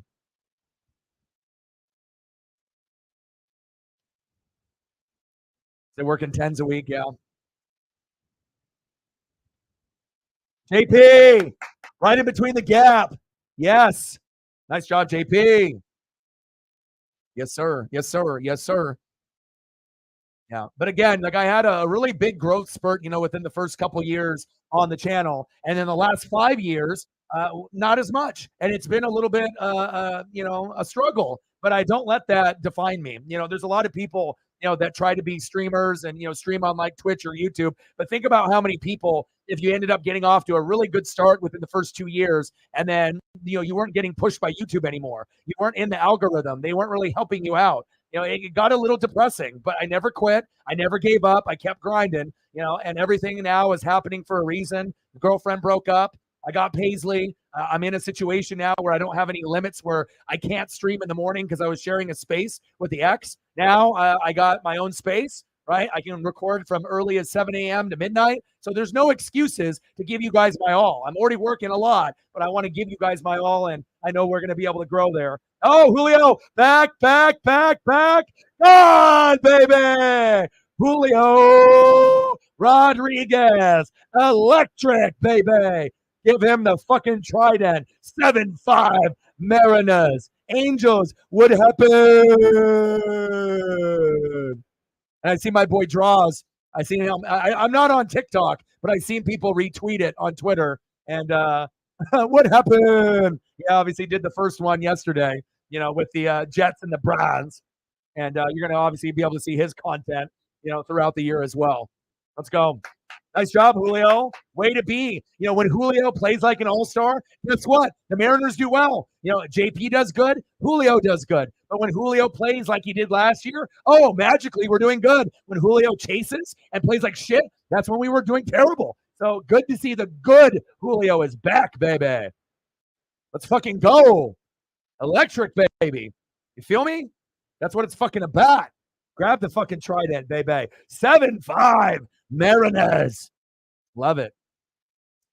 Plus, it's also cool that I can kind of give my own flavor because there's no one that does a live stream like me, with the photos and everything. And of course, there's going to be people that will copy. So if you see anyone doing the photos and doing the things like that, you know where they got it from. Often imitated, never duplicated. But, I'm really going to grind it out. And once I do the football reactions, I'm also going to do college football if I can too. So we'll be doing college football games, NFL games, reaction videos to both of those, college football games and NFL. And then we're going to get into the NBA, college hoops, NASCAR, NHL, WWE, AEW, SummerSlam fucking tomorrow. Preston's coming over. So what happened? So, it's going to be amazing, man. I'm not going to be, not being able to have a lack of work. In honesty, I'm going to have too much to do. So, or not enough to do because I have so many options. But again, a lot of people are afraid to be able to dabble in other things than just one thing. If you see streamers, they normally just do football. or they just do their favorite team and then like Sunday night, Monday night, Thursday night. But a lot of them, they won't do football and basketball or baseball or NASCAR or wrestling. But you do get a few of us that grind it out to show our versatility. Big swing and a miss. Gino struck out, but that's okay. We ended up getting that home run. Julio Rodriguez. Gino, it's all good, my brother. Julio, I see you, baby. I see you. My guy, baby. Let's go. Ballin'. Julio Rodriguez. Can you tell I like Julio just a little bit? He's definitely got more photos than anyone else, but I was very critical of him at the beginning of the year. You know, in his rookie season, I went to a game against the Royals, and I was blessed enough to actually get a Julio rookie foul ball. And I predicted that I would, which was kind of creepy, and it actually happened. And then I was going to go to the Yankees a couple weeks later, and I predicted that I was going to get an Aaron Judge ball, and that was on his 62 home run season last year, and I did. And people think I'm a time traveler now, or, you know, obviously I'm not Zach Hampel. I'm not going to knock over kids to get my baseballs, but definitely a very, very special year, and it's just nice to be able to see Julio get back to being Julio Rodriguez. My guy, let's fucking go, dude. Let's go. And I went to the Cardinals games on a double header this year to see Nolan Arenado and Goldschmidt, but I didn't get any baseballs with the two games that I went this year, unfortunately. But I didn't really feel like I was going to get one. I don't know. It's like sometimes I'll just get a feeling, you know, that I'm going to get one or I'm going to be in the right spot for one. And usually there's not a lot of opportunities. Like if you actually get a foul ball or get a ball thrown to you after an inning ends or a home run ball, you have to understand, like, you might have one chance in a game or maybe you won't. But if you do have that one chance, you better make sure that you get it, you know, and you're aware. And that's why I'm never on my phone at a baseball game. Like if it's like in between innings or if I'm at like getting a beer or like a soda or a nacho, maybe, but I try to stay off my phone as much as possible because you never know when that opportunity might be there, but then you're on your phone, you look up and you have to react within like a second and a half. And if you don't react, guess what? You're not getting the fucking Julio ball. What happened? 7-5 Mariners. Who do I got winning the World Series? The Atlanta Braves. They've been the best team all year. And again, they might get upset by the Phillies or a team like the Phillies that got hot at the right time like last year. But honestly, if you look at Acuna and Matt Olson, Spencer Strider, all the pieces in between, yes, I know the Rays and the Rangers are pretty good, and the Astros are going to be in the mix now with Verlander. But if it comes down to a 7-game series, the only team that I can think of that could take it to 7 or win is the Astros. The Astros, to me, can do it. But with the Rangers and the Rays, I think that it would probably go 6. And same thing if the Orioles or the Blue Jays, you know, someone else made it, then maybe 5. But I definitely think that the Braves are going to win it all. So, Brittany in the building. What's good? How are you? No, I wouldn't knock over a kid. I wouldn't do it. You know, like I said, I'm very respectful at games. If anything, I try to be able to make a kid's day. Like sometimes when I go to Ducks games and I have extra chains, I'll give a chain to a kid. You know, there'll be a kid that's like sitting close to me, like in the, you know, first row, third row, fifth row. I mean, they may have season tickets. Maybe they are going to one game and this is the only game he's going to go to. And I'll go over there and I'll let a kid maybe wear my gloves for a quarter, you know, and have that experience. And then sometimes I'll give a chain away. You know, like I said, you want to be able to make memories for kids, not be that asshole that knocks a kid over for a piece of memorabilia, you know. But again, you know, it's really funny that I've gotten assaulted 2 out of 3 times out of the baseballs I've gotten. I've gotten 3 baseballs in 7 games. So I got a Kike Hernandez ball when he was on the Dodgers about a year before COVID, and a guy body checked me after he dropped the ball twice, and my knees hit the steps after he body checked me from behind when he dropped the ball twice, and my knees bled for 9 innings, but I didn't give a fuck because I got the ball. And then when I got the Julio ball, it was a foul ball, and it hit the guardrail, right? Uh-oh, Shohei. Oh, the way to the wall. Damn it. And then the Julio ball hit the guardrail, and then a guy in front of me went to go take his kid to go to the bathroom, and it bounced literally 1 seat in front of me. Like it hit the guardrail. I got up. It bounced once. It bounced twice. The guy's wife was in the second seat. I grabbed the ball. Wife looks at me, and we didn't like argue over the ball or anything. She could high-five me. We dapped each other. Then the husband comes back, and she said, Julio hit a foul ball, the only foul ball in our area the whole game. And he said, where? And he said, where did it land? And the husband's concerned. And the wife points, your seat. And he just lost it, you know, because obviously the kid had to go take a shit or whatever. So, you know, you got to take care of your kid. But Moral of the story, if you got to take a shit or you got to have a kid take a shit, then I guess you're shitting your pants. You'll get a Julio ball. But they left and I got the ball. And then the third one with the Aaron Judge, I had this really cute girl that was in her 20s that was wearing an Aaron Judge jersey. And then the ball came up and I was on the right. Preston was on next to me on the left and she was in the middle and she was one row in front of us. So the ball was coming and we both reached. The ball went up in the air. I fucking snagged it like Spider-Man. Right? And I fucking got it. And then once I got the ball, then she turned around and started yelling at me. She said, look at me, look at me, look at me. Right? And I'm like, what the fuck is going on here? And she literally turned around and she slapped my leg like fucking hard. And she was with her boyfriend that was wearing like a Mariner jersey, her kid that was like 10, and her mom and dad were there. And I was like, what the fuck? I literally could have got the whole row ejected. I could have been that asshole. Could you imagine if I did that to a female? I would have got banned. But I got the ball. I got the Aaron Judge ball. So I was like, fuck you. And then when they went to go get like chicken tenders for the kid, all the people in the row, even Yankee fans, were offering me like $300 for the Aaron Judge ball. And I'm like, no, I'm keeping it. I got a story with it too, with this woman assaulting me. And even the mom heard us over talking and she told me, fuck you and stuff. I was like, handle your fucking daughter. It's like, dude, you're not supposed to hit someone. You obviously don't know baseball etiquette. And I get it. An Aaron Judge ball, to actually get one. Right? That's a big deal. She'll never get an Aaron Judge opportunity probably ever again. That was the one opportunity for the guy that body checked me to get a ball, and his friends all clowned him in the row and he dropped it with a mitt twice. Right. And then obviously the husband, I didn't think I was going to fight him, but me and Preston, if we have to scrap, we're going to scrap, but I'm not going to get booted out of a Mariner game or forever because some idiot, wants to fight me or whatever, because I got the Aaron Judge ball and they didn't. But the guy didn't even look at me. He didn't even fucking turn around. I think he was a little scared, but I was calm. I was cool. I let other people look at the ball. I let people take pictures of it.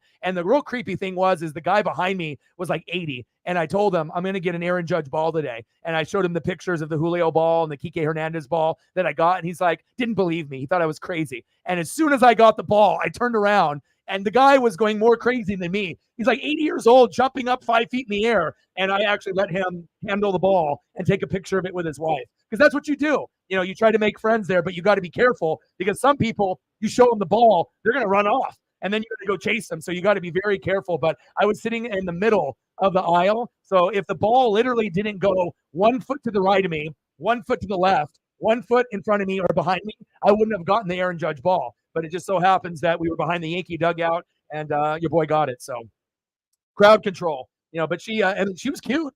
She was a good looking girl. But again, she thought that Aaron Judge was specifically throwing it to her only and no one else is in the stadium. And so if she doesn't get the ball, then no one else deserves it. So, pretty wild. But again, I got stories, obviously. And it was crazy too, because there was Yankee fans that were like, 70, 80, 90 with like Mickey Mantle, Mitchell and Nesses. And everyone was like offering me money. They're like $100. I'm like, no, they're like 200, 300. And I'm like, I'm sorry. If I wasn't such a big baseball fan and if Judge wasn't on that 62 home run, streak, I still wouldn't have sold it. You know what I mean? But, it was nice to hear that people would, be willing to pay me that. But I mean, I'm going to keep that history, there's no way I'm going to give it up an Aaron Judge ball. The only thing better for me is if I would have got a Shohei ball, and I haven't seen the Angels in the person yet. So if I can end up getting a Trout or Ohtani ball before they retire, which would be awesome. But I've actually never seen the Angels in T-Mobile just yet. So top of the fifth, 7-5 Mariners. Let's go, Tom Murphy. Little story time for y'all. But I never will knock over a kid. If anything, I will make a kid's day.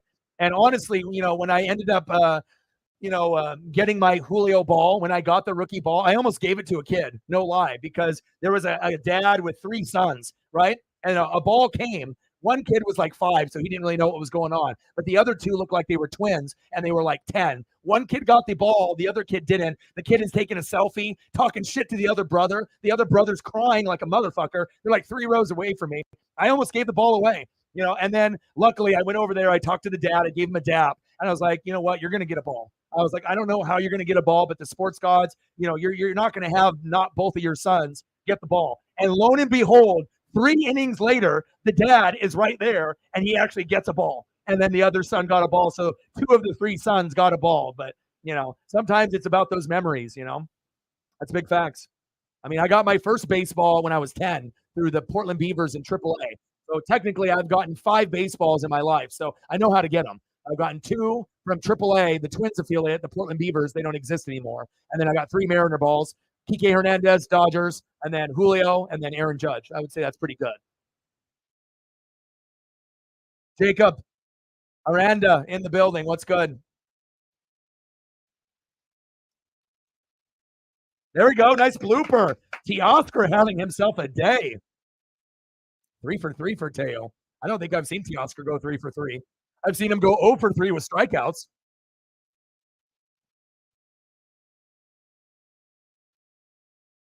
But no, I wouldn't knock over a kid for 500 homer or anything like that. I mean, I'm going to try to get the ball, but I'm not going to knock anybody over on purpose. Hell no. Definitely not going to do that.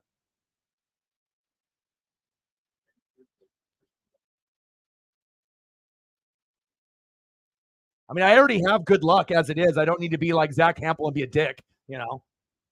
Like, think about how many baseballs he's robbed from kids where that would have been their one memory of their lifetime. And then you got this fucking douchebag on YouTube that's got like 5,000 baseballs, and that kid only wanted that ball. And that could have been a changing point in his life forever. And then whoever that player was, he could have idolized that player, collected all the posters and the baseball cards, and, you know, maybe been a big fan of that player, whoever it was. And then you got fucking Zach Hampel, douchebag, fucking just knocking everyone over. You know, it's like, you know, guys like that are terrible for baseball. You know, I get it, you know, trying to get a baseball, but not at any means, you know, and especially when you're going to deny kids, for real.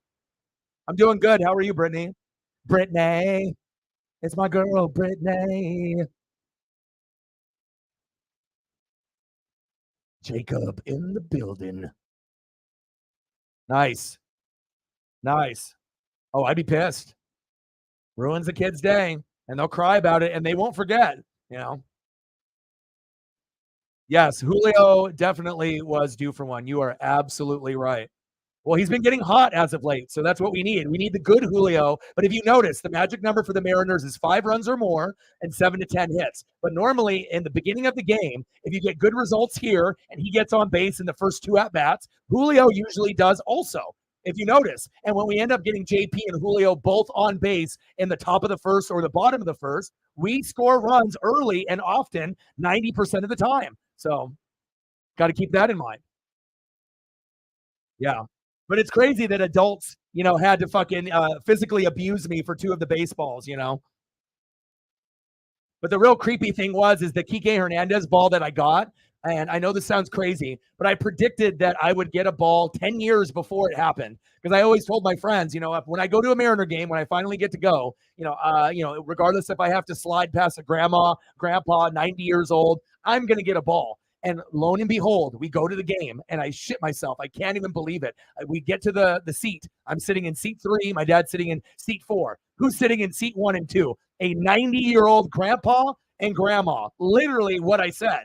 And I slid past them, and the grandma's purse ended up wrapping around my leg because obviously the guy that was a ZZ Top, big beard, he was in the aisle. And there was a guy with a LeBron James jersey on the other side of the guardrail. So those 2 had the best shot to get the ball. I was 3rd in. So I had to slide past grandpa. I had to slide past grandma, right? And then the guy had the ball here, dropped it, here, dropped it. It went bink, bink, went down to the concrete. You know your boy's a honey badger. I grab it with my offhand, whoop, left hand. The guy goes, boom, hits me from behind. My knees hit the fucking concrete steps. And then the usher comes up and says, how do you drop that twice? And he was with his girlfriend and like his 8 friends, and they clowned him the rest of the game. He was fucking pissed. And I remember I ordered a beer, and the usher handed the beer to him to hand to me. And I'm like, oh God, this guy's going to dump the beer in my face. But luckily he didn't, you know, and whatnot. But yeah, because otherwise at that point shit would have went down. But, you know, but that guy will never forget it because, like I said, he got on TV. And then the first thing he says to me after he body checked me, my knees are bleeding. He said, you pushed me. I was like, bro, I was like, my knees are fucking bleeding. I was like, you fucking body checked me from behind because you dropped it twice. I don't even have a mitt. You do. I was like, you obviously didn't play baseball growing up. You don't need to bring a mitt to get a ball. And every ball that I've ever gotten, I never bring a mitt. If you have to have a mitt to get a ball, you don't deserve to get a ball. That's just my mentality. So, yeah, for real. Fuck Zach Hampel, bitch ass. But I would rather give a ball away than take a ball from a kid. You know, that's just big facts. I like to be able to create memories for the children, you know. I don't have any kids of my own. Paisley is my daughter. Obviously, she's an American Staffordshire, like a pity mix, so I treat her like my daughter, but I never would take anything away. You want to make memories for kids that like how I made memories for myself back when I was younger, not to have some asshole push me on the ground and take a ball. Oh yeah, it was definitely very, very impressive to see. And he's a 20th rounder. It's just crazy. I'm getting caught up with you guys.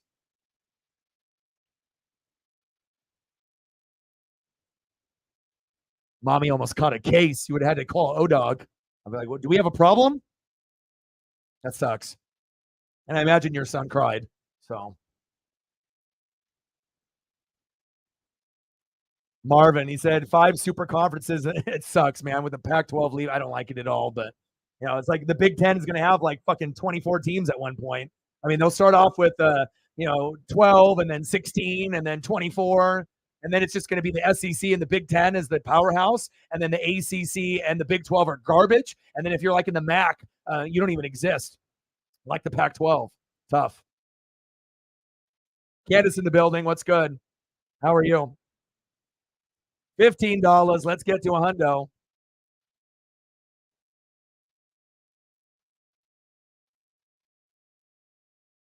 Marvin. Oh, sorry, Marvin. Where'd Marvin go? Fuck out of here. Marvin just caught a body. Marvin just caught a case.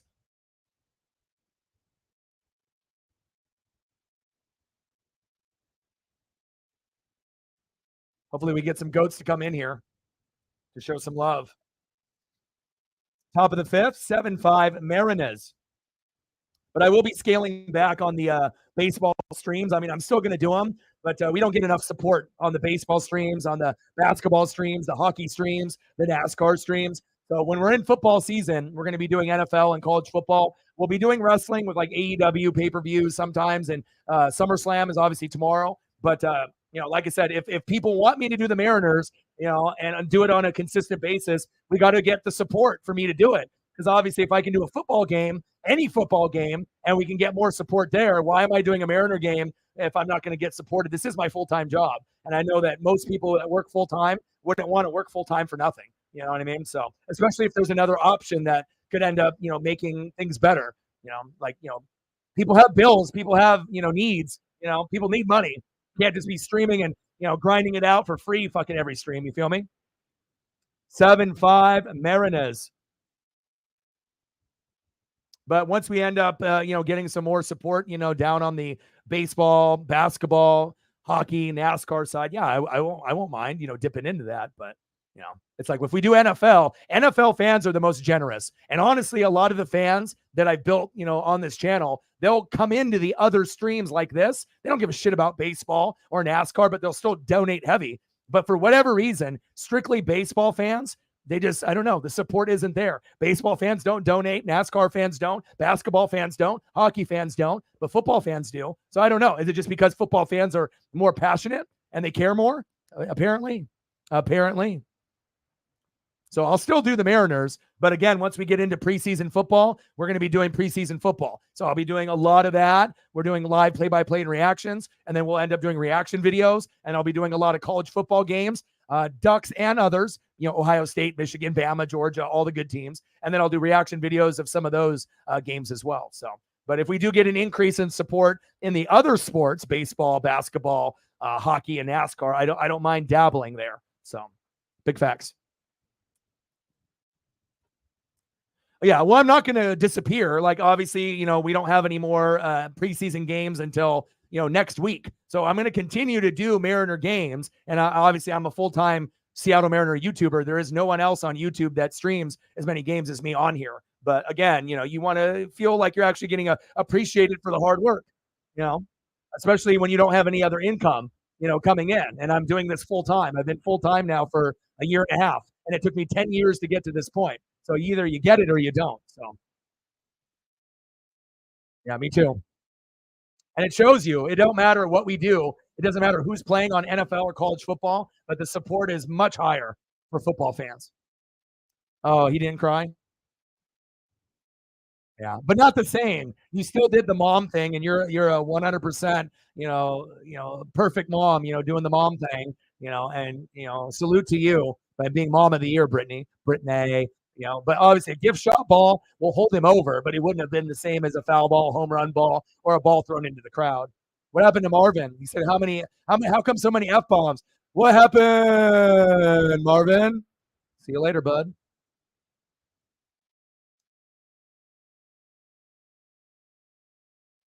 Mustakis.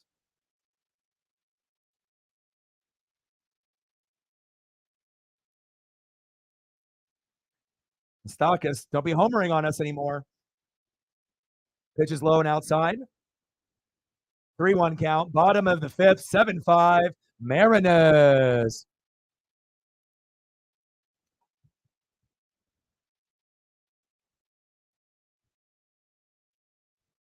Nice hit by Mustakis.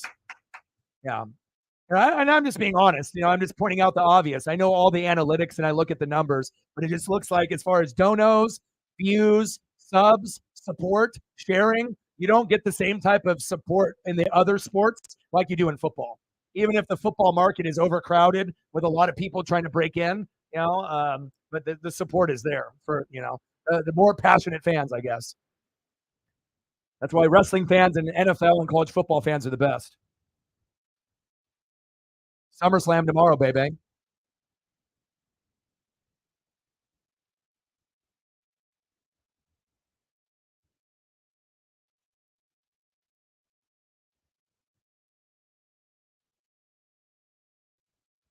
It is what it is, Sarah. Some people appreciate and some people don't. It's just the bottom line. Some people will show the gratitude and the appreciation, and some don't.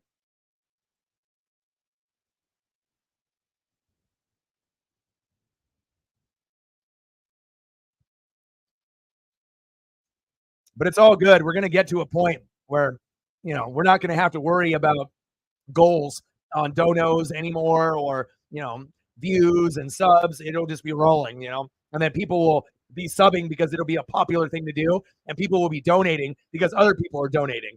It's kind of how it goes. When a dono train starts and other people start doing it. But if you don't get any donos in an hour, then it's going to be hard to be able to break through unless you get like a goat to come in. So that's facts. And I know how hard we work. So I appreciate you.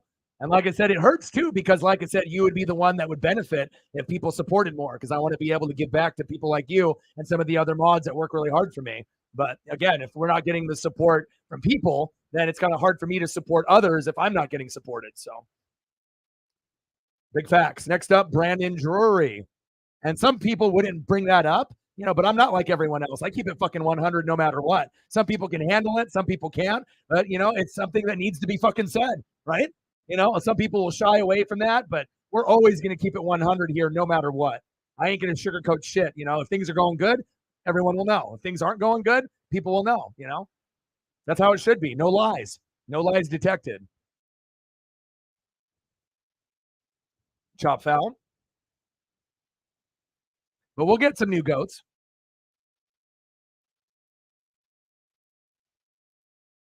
What happened? Marvin? Marvin making multiple accounts, huh, bro?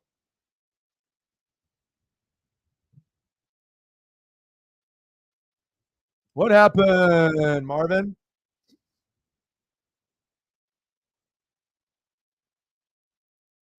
Drury in the box.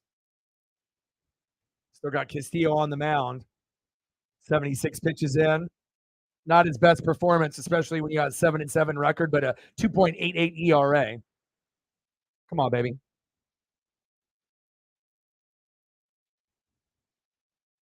I did too. Pitch is low, 3-2 count. You already know what it is, bro. Before Marvin, after Marvin. Marvin. That's what happens to you, bro. You might be able to get away with that shit on other channels, but not here. 3-2 pitch. Nice. Nice catch by Julio. Good defense.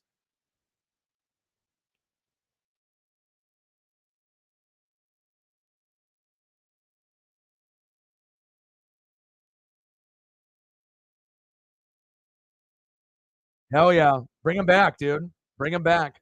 I mean, as a Blazer fan, we always loved the Sonic rivalry. I-5 rivalry, baby.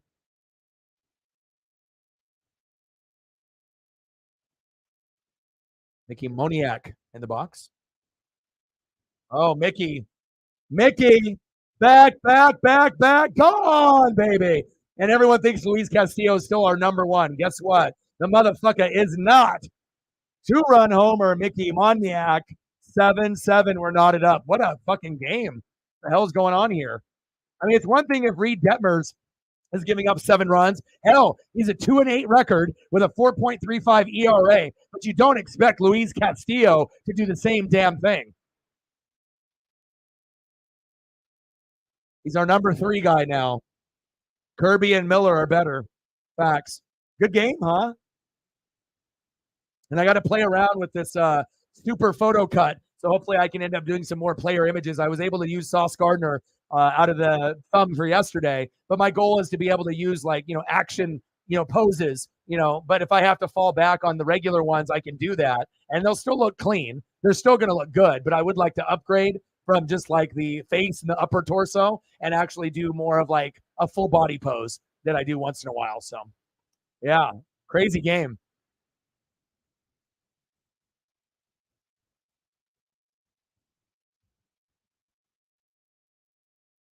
Thanks for the help, Lauren. Appreciate you. Same thing with Cyberpunk and Sarah helping out on the Twitter side.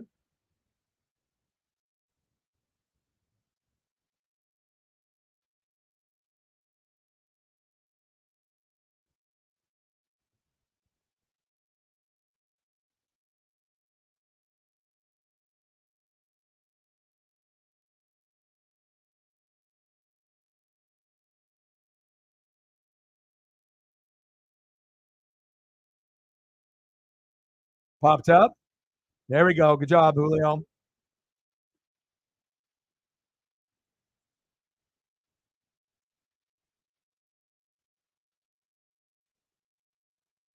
SmackDown was pretty good.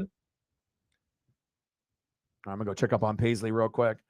But like I said, regardless, some days will be good. Some days will be a little bit of a struggle. But as long as the ride or die, they're going to be able to benefit when things get really, really good here. So sometimes we just got to be patient and wait our turn. So, but it also shows us, with the analytics and the metrics that, the NFL and college football, that's the real deal. And even wrestling. But if it's not college football, wrestling, or NFL, it really is a crapshoot. You don't really know what you're going to be getting yourself into.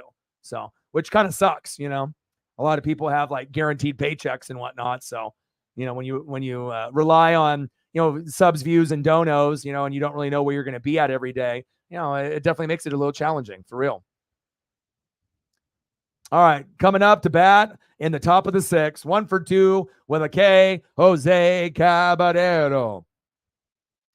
Batting second, 2 for 3 with 2 runs. Shortstop, J.P. Crawford.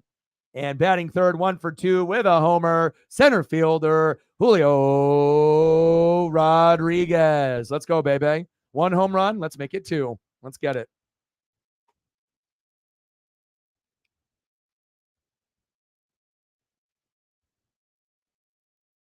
Yeah. With some Nirvana and some Kurt Cobain. Let's go, Jacob. All right, let me go check up on my Paisley pup here real quick, and then we'll get going.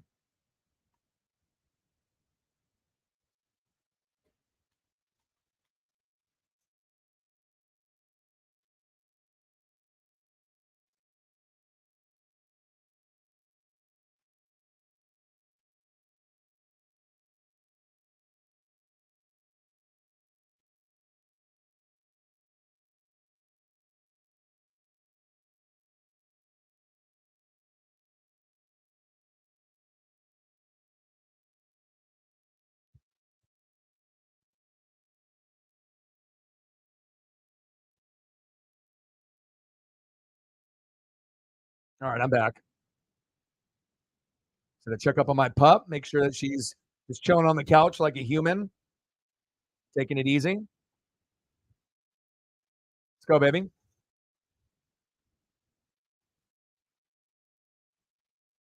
Top of the 6th. We're knotted up at 7. This has definitely been the most highest scoring competitive matchup that I've seen in a minute. And I've been watching. I mean, I watch every Mariner game, so it's not like I miss any and whatnot. And I don't know how many Mariner games that I will end up streaming by the time the season ends, but I would assume that I'm going to be, in that 80 to 100 range out of 162, which is quite a bit.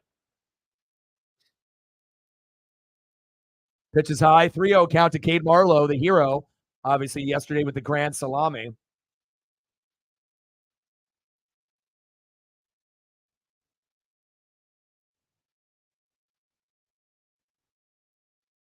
Marlowe, they walked him. Nice job, Cade.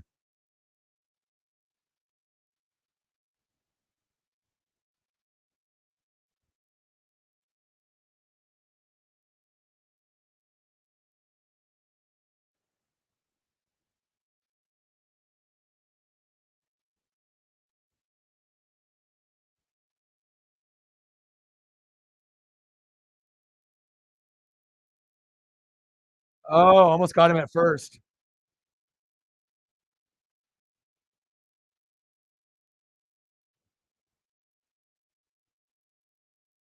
Good job, Cade, getting back to first base.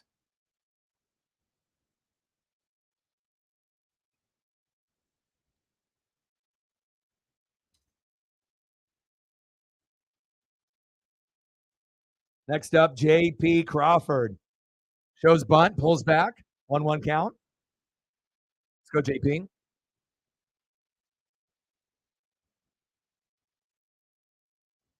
Nice, dude. Hell yeah.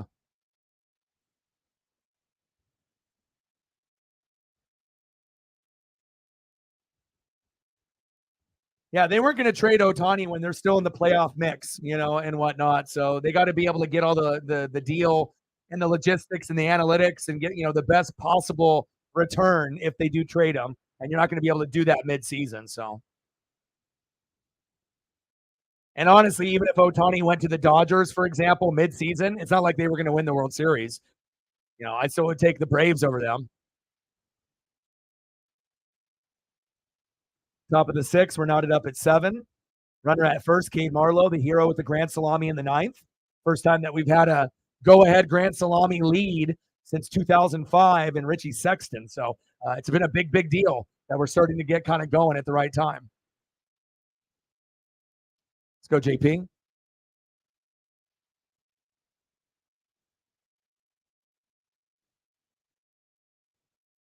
Fan favorite. He was around 200, 220. And I was praying that we could get him up to 250 to 270. And we got another walk. Here we go. Next up, Julio Rodriguez. Let's go, J-Rod. Time for another one of these, baby. We got runners at first and second with no outs. Pitching change. Yes, sir. Yes, sir.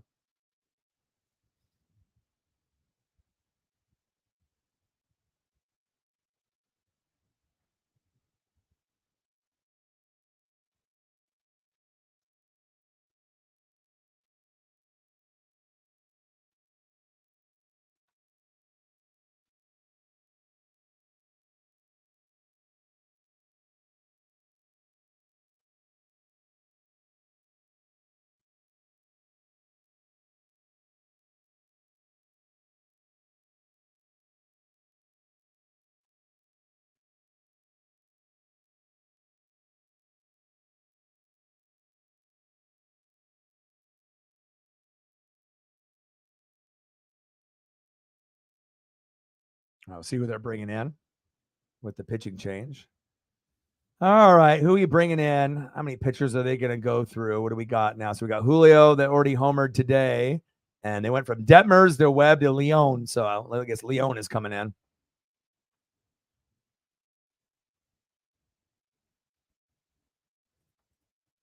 All right, baby, let's go. Hopefully Julio can homer again. Let's take a look at the stat line real quick for Detmers and obviously Luis Castillo. So Detmers pitched. Let's get the logo correct here. We got to make sure we're doing our due diligence. So he pitched 4 innings pitched, 9 hits, 7 earned runs, 4 Ks. But again, it's not like he's that good of a pitcher anyways. He's got a 2-8 record with a 4.35 ERA. And then everyone thinks that Luis Castillo is still our number one. If you don't watch the Mariners, then you might say that. But if you actually watch, you know that he's number 3 now. Kirby and Miller are better. 5 innings pitched, 10 hits given up, 7 earned runs, 5 Ks. That is not number one material. And he's got a 7-7 record with no run support. But his ERA going into the game was 2.88. So the ERA is pretty good, but got smacked around today.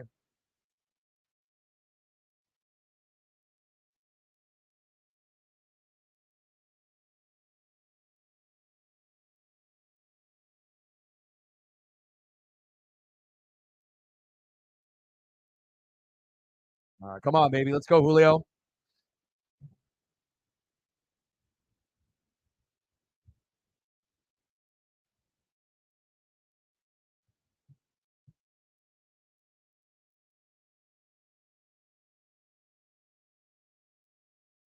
Let's go, baby. We need you and J-Rod. Great position here. No outs. Runners at first and second. You've already homered. You're starting to get hot, and you're getting hot often. And then obviously the Mariners are surging when J.P. Crawford and Julio are playing well. So we got to keep those guys going.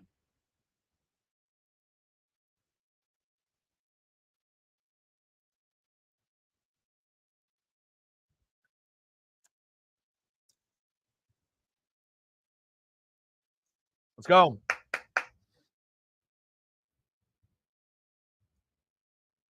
Pitch in the zone for a strike.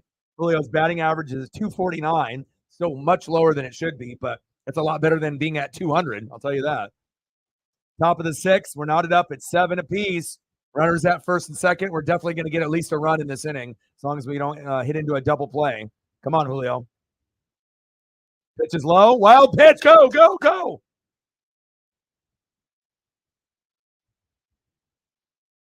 Let's go. Runners advance to second and third. We're winning this game. Yes, sir. Yes, sir. Let's go. Cade Marlowe goes from second to third. J.P. Crawford from first to second. Let's go. Let's go, baby. Julio, be electric. We know you can be. Let's go.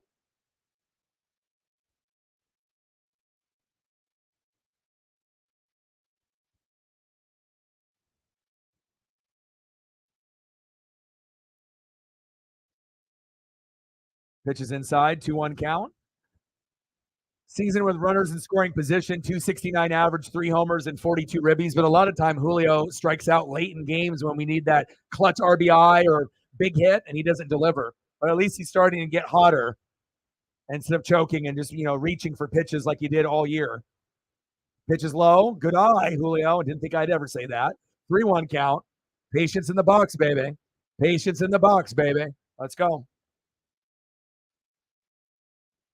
Come on, baby. You got that. You got this, baby. Let's go.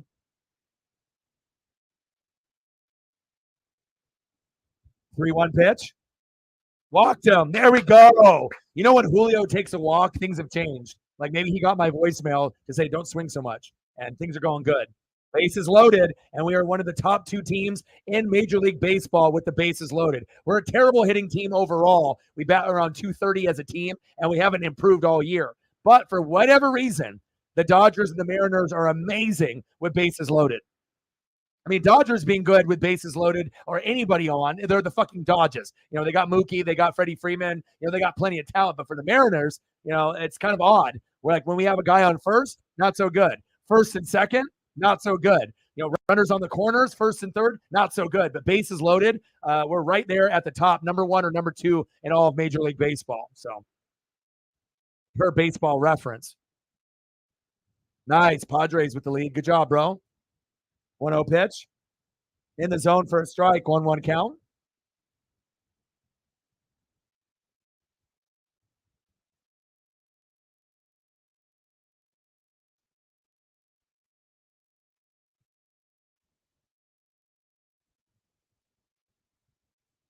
The Mariners cannot hit fine. When you bat 230 as a team and you have no 300 hitters, that's not good. But I know going into the games, me and Elliot looked it up, and there was only 11 people that were batting 300 or more, so that made me feel a little bit better. But you can't act like the team is a good team when you don't even have a 300 hitter, or maybe now we have like one with Murphy where he's like close. But it's like you had Kelenic for a couple weeks, Yeah, in France for like a week. Murphy for a little bit in Ford, but it's sad. We're not a good team hitting wise. Puffed up, one away. Tag up. I couldn't get in there. I mean, but again, I'm a stat guy and analytical guy, and I'm always going to be looking at the stats and the analytics every day. So, not that I'm saying that you don't know what you're talking about, Jacob, but when someone watches every game, every inning, every pitch, and looks at the stats and the video and looks at everything in the baseball reference, I mean, we're going to have a little bit better of a gauge. We're not good. We're not a good team. We're getting better, but no one on planet Earth has been like, oh, our team is batting 230 as a team. We're good. Said no one ever.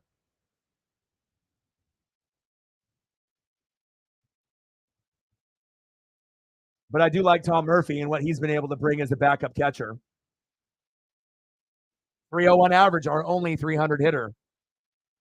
And it's a backup catcher. I mean, what the fuck does that say? But he has been very good for us.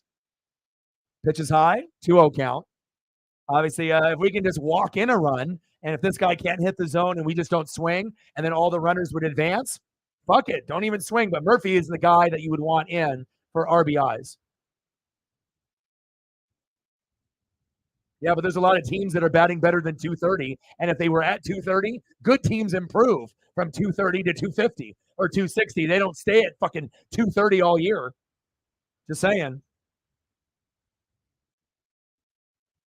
Right? Tell them, Elliot. Let them know. We only got, I mean, you can look it up, Elliot, to see how many we have, but going into yesterday, it was 4 National League players and 7 American League players, 11 total batting 300 or better, which is disgusting because, 10, 15, 20 years ago, it used to be 30 or 40 players. And it's not that the pitching has gotten better. It's like bigger bags, no shifting. We got the rules with the pitcher violation, hitter violation, but is that really it? It's not like the pitching necessarily has been better. I think players are reaching more this year.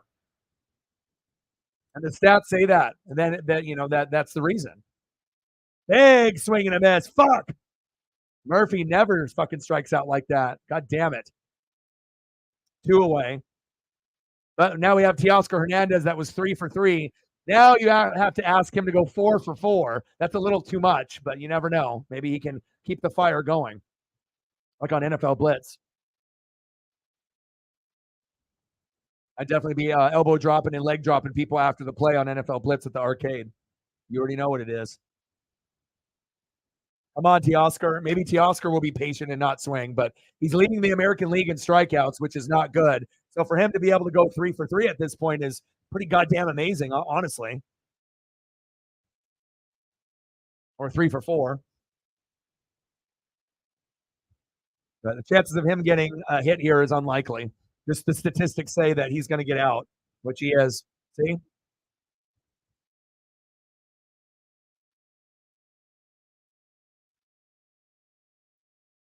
See, and most people don't even want to do the due diligence to actually look at stats like that. But that's what we do here. We go above and beyond. So Merrifield and Tucker at 300. I like Tucker a lot. That guy's a stud. Do you think that we can load the bases again? It's possible. Again, both pitchers are ass, and now we're going into the backups and whatnot. But I mean, it's 7-7. It can go either way. Yeah, but I guarantee you didn't know that there was 11. Don't act like you knew that stat line. Come on, bro. Come on, bro. You didn't know that there was 11. Nice try. I remember my first stat I looked up. Come on, bro. Keep it real. Don't be that dude. Don't be that dude that has to lie. Don't be that dude, bro. Come on now. Be better than that. All right, let's see what we got going here in the bottom of the 6th inning. He could definitely go either way. Pitching has been ass today. All right, leading off for the Angels, newly acquired from the Rockies. You already know what it is. Left fielder, Randall Grichuk. 0 for 2 with 1 K. Batting second, shortstop, Luis Rengifo. 2 for 3, 2 hits, 1 RBI, and a home run. No more home runs for you, Rengifo. He's underrated. And batting third, 1 for 2 with a base on ball. 1 hit, DHing for the Angels, 40 home runs. Shohei Ohtani. Showtime. You already know what it is.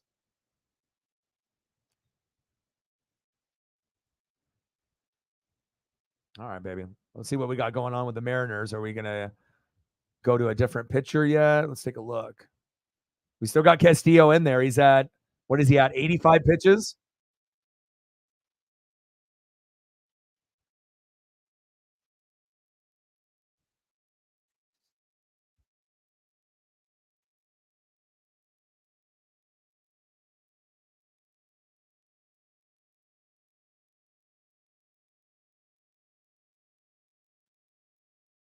Oh, boy said, I'm drunk. I remember my first beer. Come on, brother. Bottom of the sixth, 7-7. We're knotted up. Dylan Moore at second base. Look, they're making some changes. All right, come on, Castillo. And I'm very interested to see who the rotation is going to be. And then obviously if Munoz is going to be the closer now since we traded away Seawald to pick up Rojas, Bliss, and Canzone from the Diamondbacks. Bobbled it. Got it. Gino with a fucking bobble, but the recovery. Nice job at third base, baby.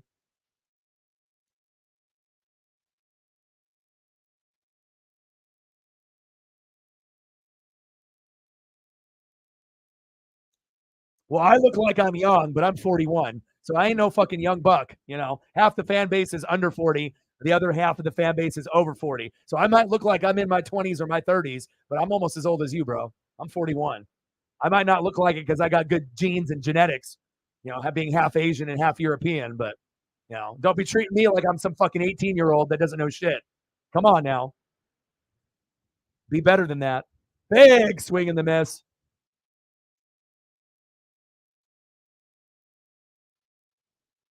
What happened? Rengifo in the box. Big swing and a miss. 0-2 count.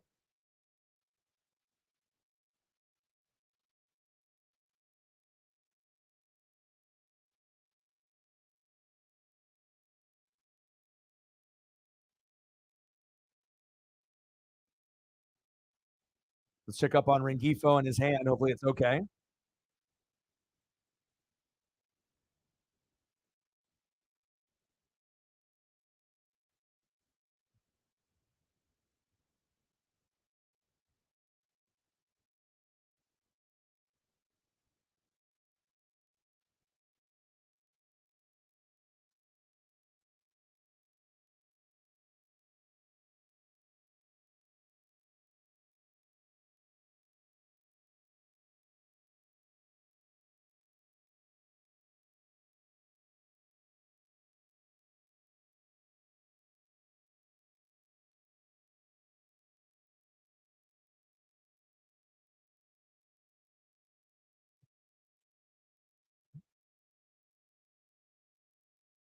Ooh, going back and forth.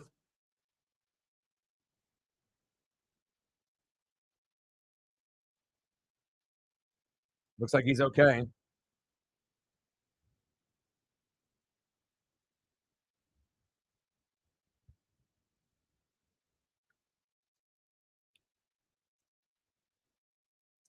Bottom of the sixth. We're knotted up at 7.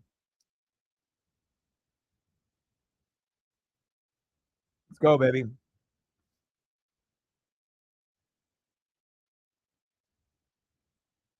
Pitch is low. God, get Castillo out of there. 2-2 count. Oh yeah. Well, they hate each other, bro. It's just like Eagles, Cowboys, or Niners, Seahawks. There ain't no love loss or Dodgers, Giants. You know, they fucking hate each other. And obviously, we already know how Padre fans and Dodger fans act towards each other. You know, a lot of times it'll end up in a fight. Or if you get like Raiders fans and Niner fans, you know. All right. It's Mr. Showtime himself, Shohei Ohtani. Hopefully, we don't have home run number 41 here.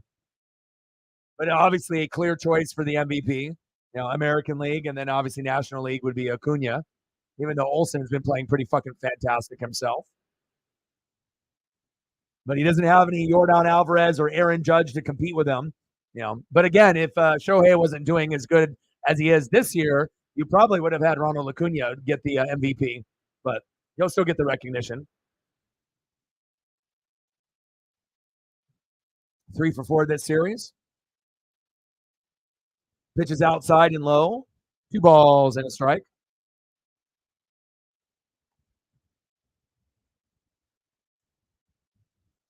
Shohei is just fucking like a left-handed Aaron Judge, just ridiculous. And that can pitch. It's just mind-blowing how good he is. And obviously he's a much better hitter than he is pitcher. But as a pitcher, I still think he's a top, 15, top 20 pitcher. I'm not sure if I would say Ohtani's a top 10. Sometimes he plays like a top 10 or top 5 pitcher, but not consistently. Sometimes it's really, really good, and sometimes he's a little off, but somewhere between probably 10 and 20 normally, which is pretty fucking phenomenal. I mean, could you imagine if Ohtani ends up being like a top 2 hitter and then he ends up being a top 5 pitcher? Then what do? Then you have to give him the MVP, no matter what anyone else does. 2-2 pitch, pitches outside and low. 3-2 count. Count is full.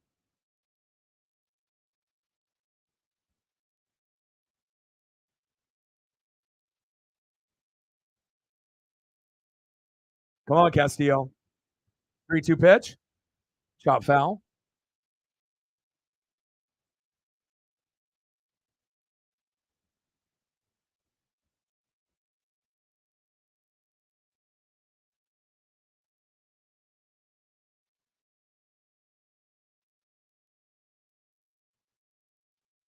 Ohtani. Big swing and a miss. Got him. There we go. That's what I'm talking about. Nice pitch by Castillo. Nice strikeout there. We get a little Mariner Moose for that one. Nice job, Castillo. You played like shit today, but way to be and strike out Ohtani there at the end. All right, Mariner Moose, make your debut today.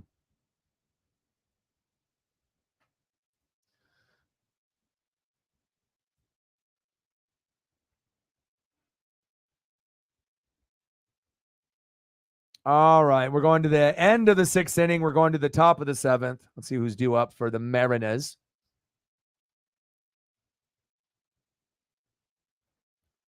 Leading off for the Mariners, 1 for 1 with a run and a homer. First baseman, Ty France. Let's go, baby. Batting second, 0 for 3 and a K. DHing for Seattle, big dumper, Cal Raleigh. And batting third, 1 for 3 with a run and a homer, left fielder, Dylan Moore. Let's go, baby.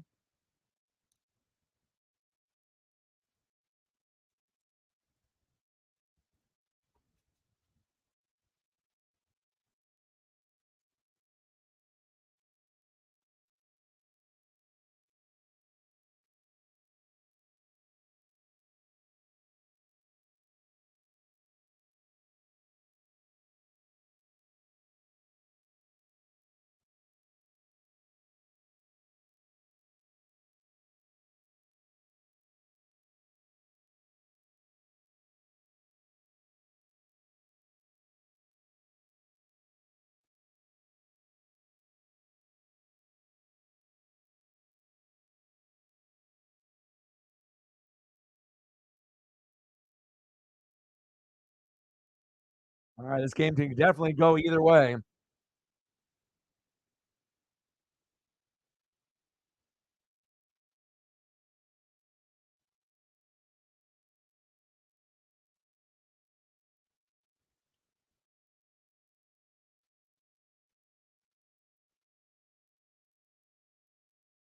Yeah, you guys are just going to run away with it this year and next year. But, again, if we can get Caleb Williams or Drake May, Bucks will be competitive. Panthers and Falcons are still kind of like, going from bad to like average. They're not really there yet, And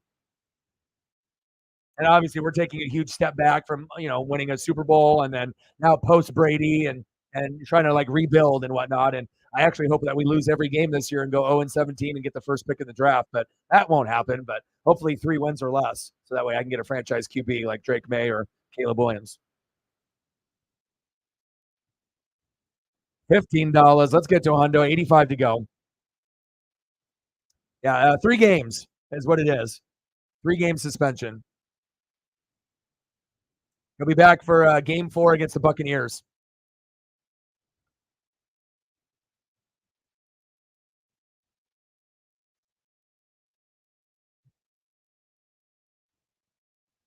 Fouled it off.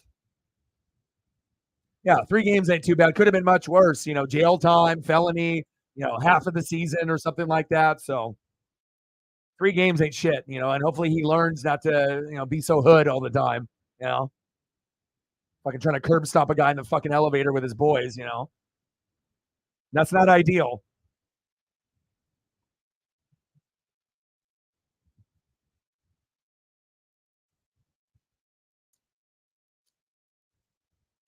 And I saw that Cameron Jordan got the extension.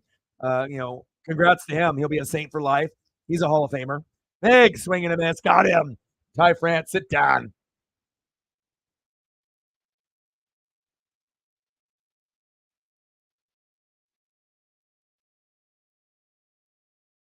Next up, big dumper. Cal Raleigh. Let's go, baby.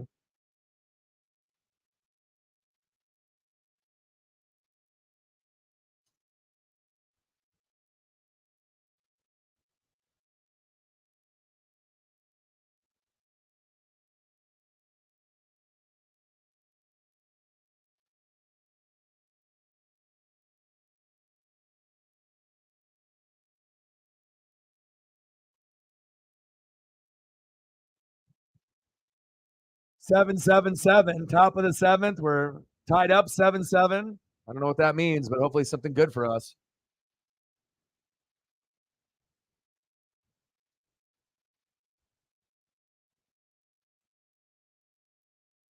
Padres creeping. Popped up.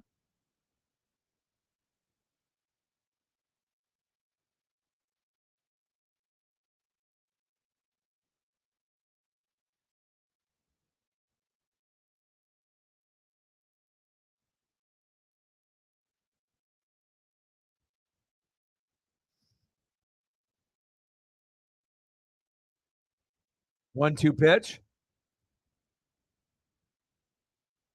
Come on, Cal.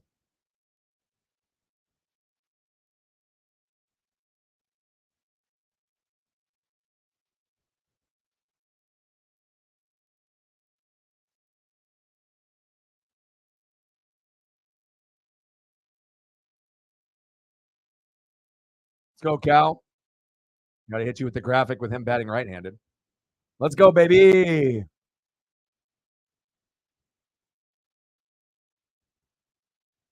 Big swing and a miss. Got him. And that's why you don't fucking go right-handed. You stay left. 2 away. You're never going to be as good of a hitter as you are right-handed than left. Come on, bro. Next up, left fielder, Dylan Moore. Come on, Dylan.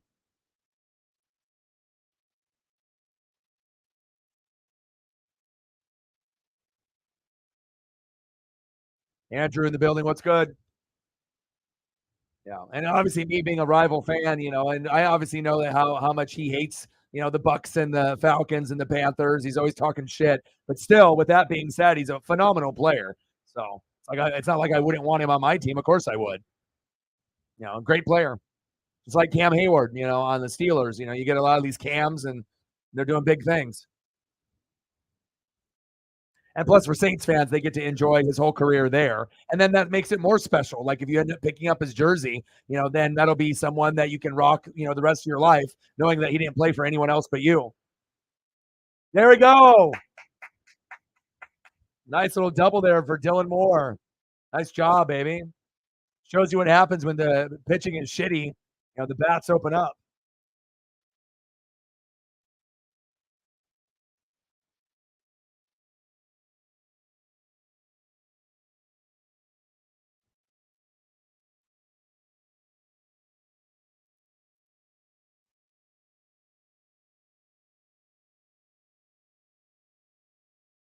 Magic number for the Mariners, 5 runs or more, 7 to 10 hits.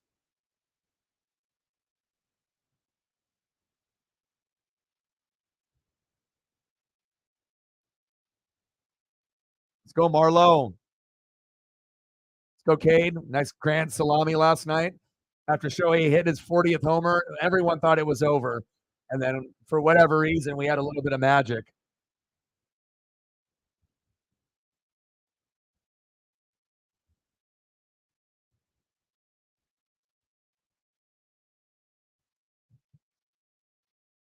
Good eye. And I like Cade Marlowe. He's very patient in the box, like Kellenic. He's almost kind of a mirror image of Kellenic. There's a lot of similarities there. And obviously, Kellenic is the better player, but I like lefties, and I do see some similarities there. They definitely work the count, except Cade Marlowe doesn't have an anger problem. Still love my boy JK, though, Jared Kellenic. Marlowe, foul.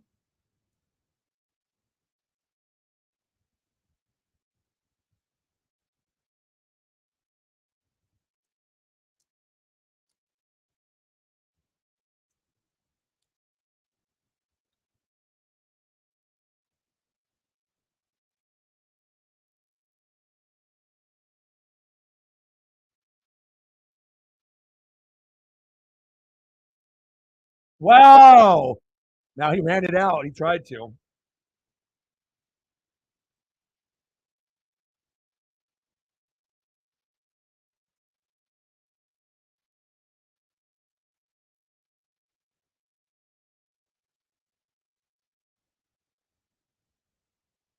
My goodness.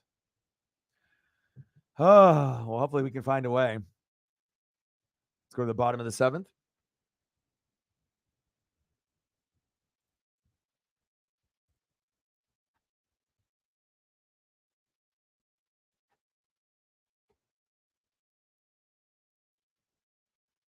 All right, next up for the Angels, 1 for 3 with a run and RBI. First baseman CJ Cron. Batting second, 2 for 3 with 2 runs and a homer. Third baseman Mike Moustakas. And batting third, 1 for 3, second baseman Brandon Drury. And will we make a pitching change? I would assume we would. There's no point of keeping him in there, but he's at 100 pitches. Like, what are we doing here? Take him out.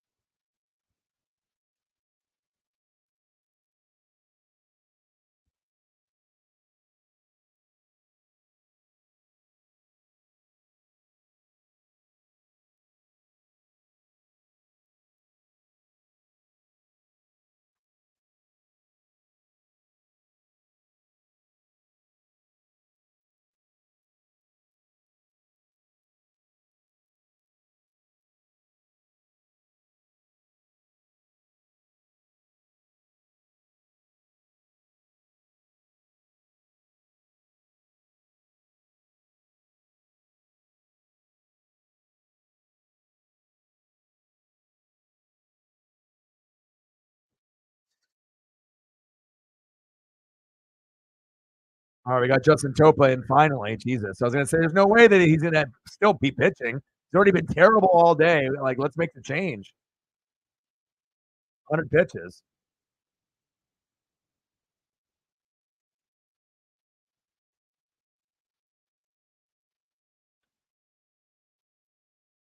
All right, Justin Topa is in. Let's go, baby. Let's go, Topa. Let's go, baby.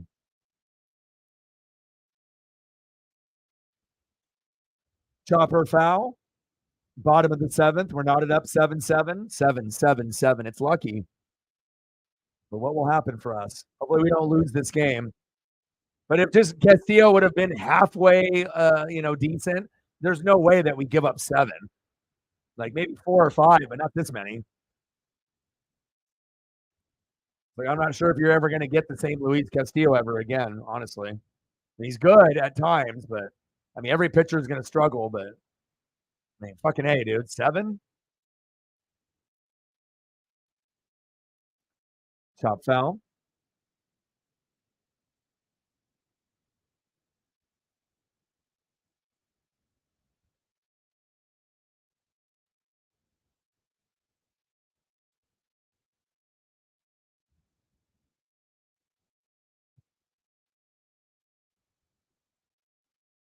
Little chopper. JP, France, see you later. One away.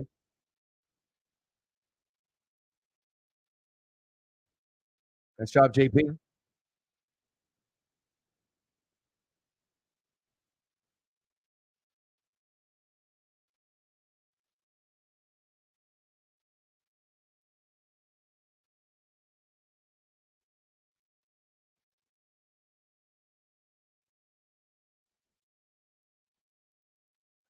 Check swing, foul. Yeah, we cannot give up any more to Mustakis. Absolutely not. 2 for 3 with a 3-run homer today.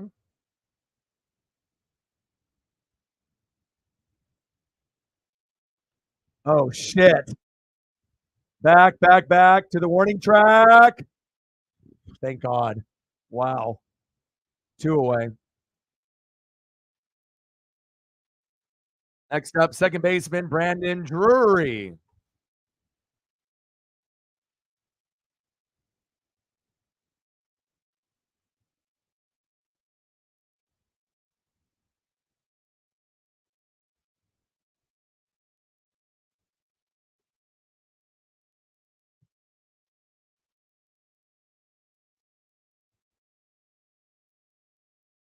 Little dribbler.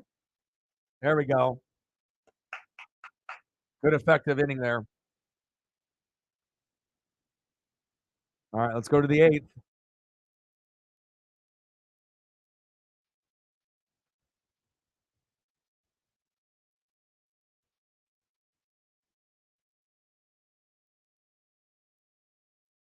All right, due up for the Mariners, 2 for 3 with 2 runs with a base on ball. Shortstop, J.P. Crawford.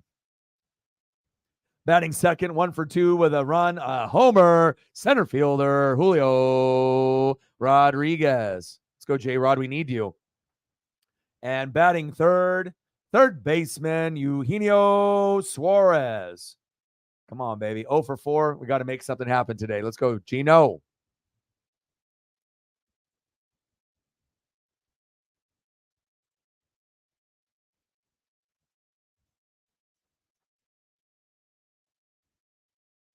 Severe thunderstorms. How's the weather been over there? Has it been pretty shitty the last couple days in the Midwest? You guys are all in that kind of the same neck of the neighborhood there. It's crazy, huh? Both of our teams are kind of getting hot at the right time. We were ass all year, and now your pitching is going to another level. Some of the bats are heating up. Some of the guys that were hurt are getting healthy, and now both of our teams are kind of getting ourselves closer to getting into position. Not saying that we're going to make it, but at least it looks like it's possible now. You know, maybe about a month ago, we were like, nah, it's not happening. So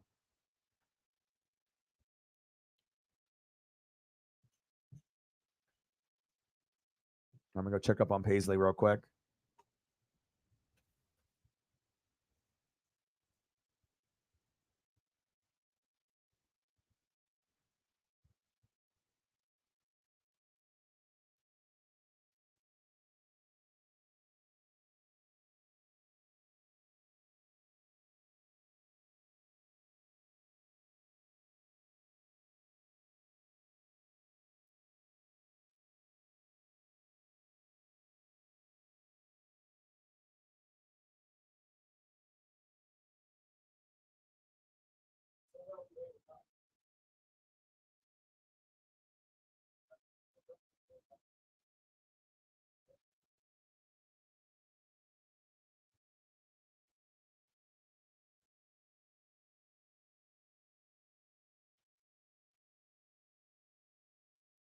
All right, they're making a pitching change. Reynaldo Lopez coming in. Come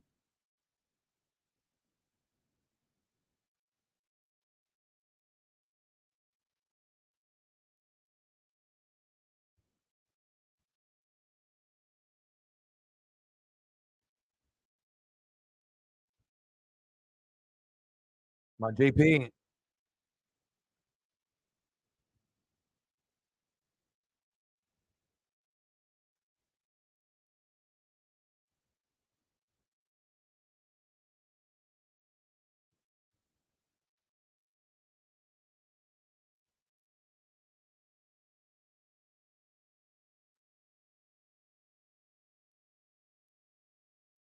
Popped up. Yeah, I went one away.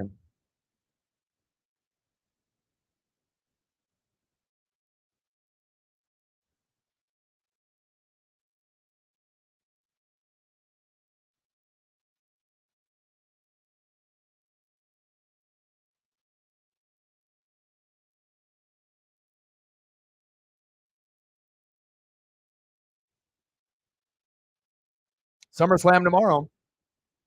Should be good. Besides Ronda and Baszler, but other than that, should be pretty fire. And I assume Preston will be in the building, so which will be good because I haven't seen him in a minute. So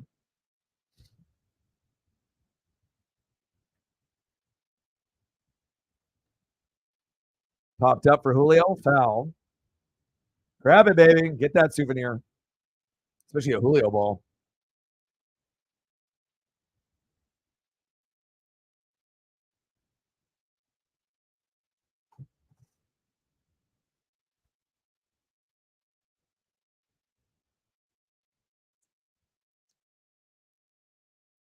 Yeah.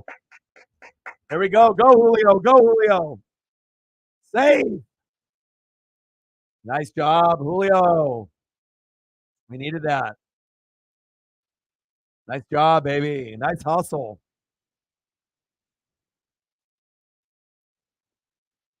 Damn right.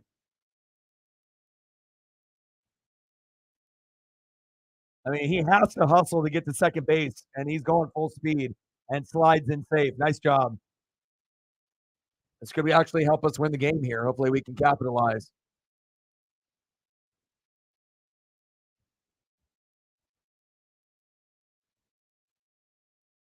Yes, there we go. Go, go, go, go.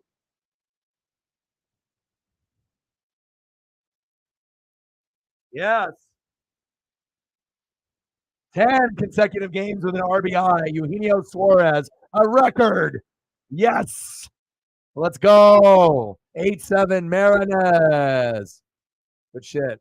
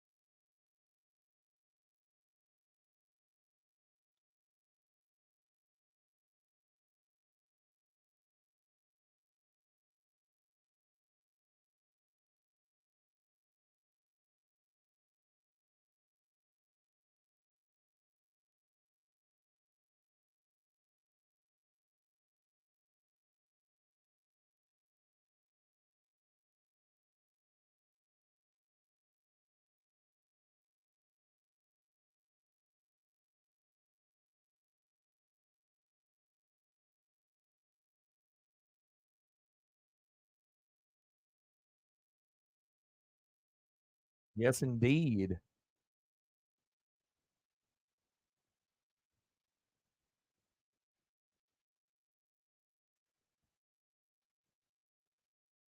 Now what are they doing?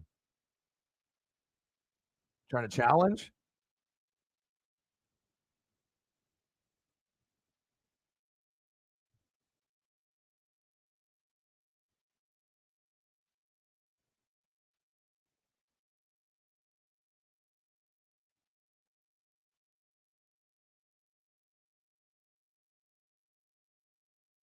It didn't look like it hit him.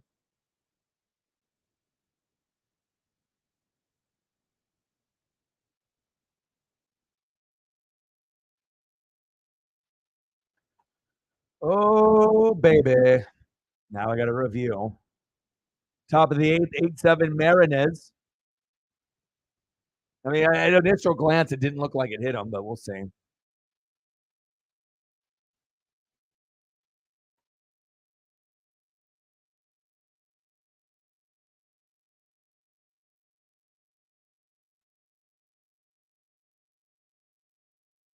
Yeah, SummerSlam will be good. So it starts at what 4:30. I'm not sure if that's like the pre-show. The actual show is at 5. So that we get what Trish and Becky and the pre-show. Maybe that's when it starts at 4:30, and then to go from there like what they did with Seth and Riddle last year. So, but the rest of the card looks amazing, and then Preston should come through a little early, and maybe I'll be able to get some snacks or something. I don't really know what I'm planning on eating or during the SummerSlam, but we will be streaming it with a watch party for SummerSlam tomorrow. Should be fun.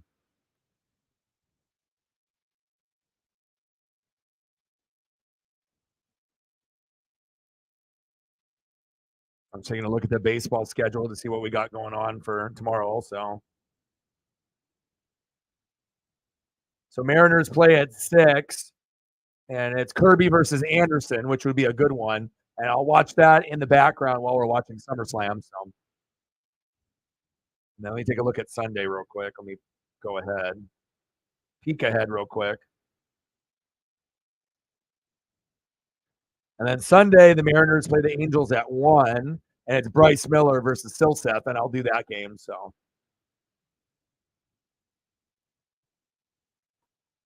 I mean, unless we ended up getting a good turnout for NASCAR, I mean, I wouldn't mind doing NASCAR over the Mariner game on Sunday, but it all depends on who's going to show up and what we're looking at. But I'll continue to do the Mariners.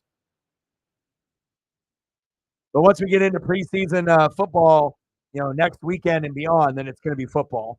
And then the Mariner games will take a little bit of a backseat. So I'll still do them in between. But if there's going to be NFL preseason on, we're going to do that first. So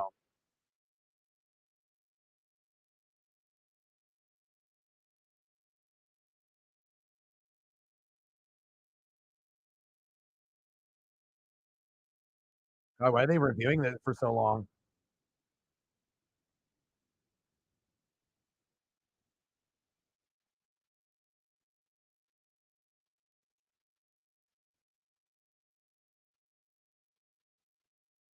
He did not get hit by the pitch. I didn't think he did.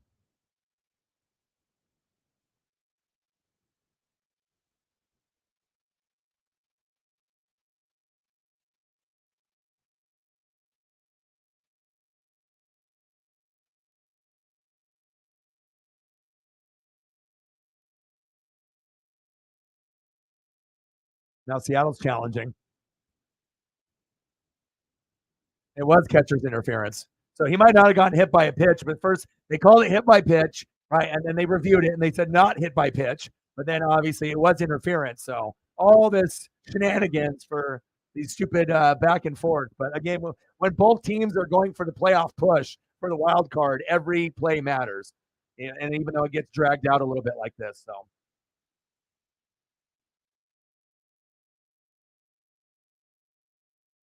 look at the wild card standings. Mariners are close. We're only 3 games back. But Rays, Astros are a given. But then again, it's Blue Jays, Red Sox, Mariners. We can beat the Angels and the Yankees. We can get past the Red Sox. But the Blue Jays is going to be the tough one. It's either going to be them or us, in my opinion. So if we get hot at the right time, I think we have a shot. But if we kind of play wishy-washy, then the Blue Jays are going to get that last spot.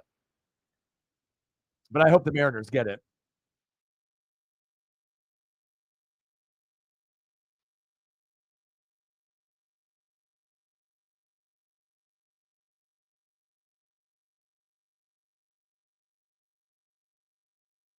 God damn with this review.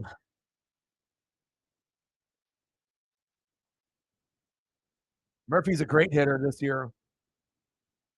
I mean, we only had like 3-4 guys get to 300 all year. No catcher's interference. Get the fuck out of here. You got to be shitting me. What? Okay, whatever. Yeah, we definitely get hot late. But do we deserve to make the playoffs this year as a Mariner fan since '85? The answer is no. When we haven't really been that consistent with pitching and hitting, but if by some luck that we can get there, I mean, I'll take it.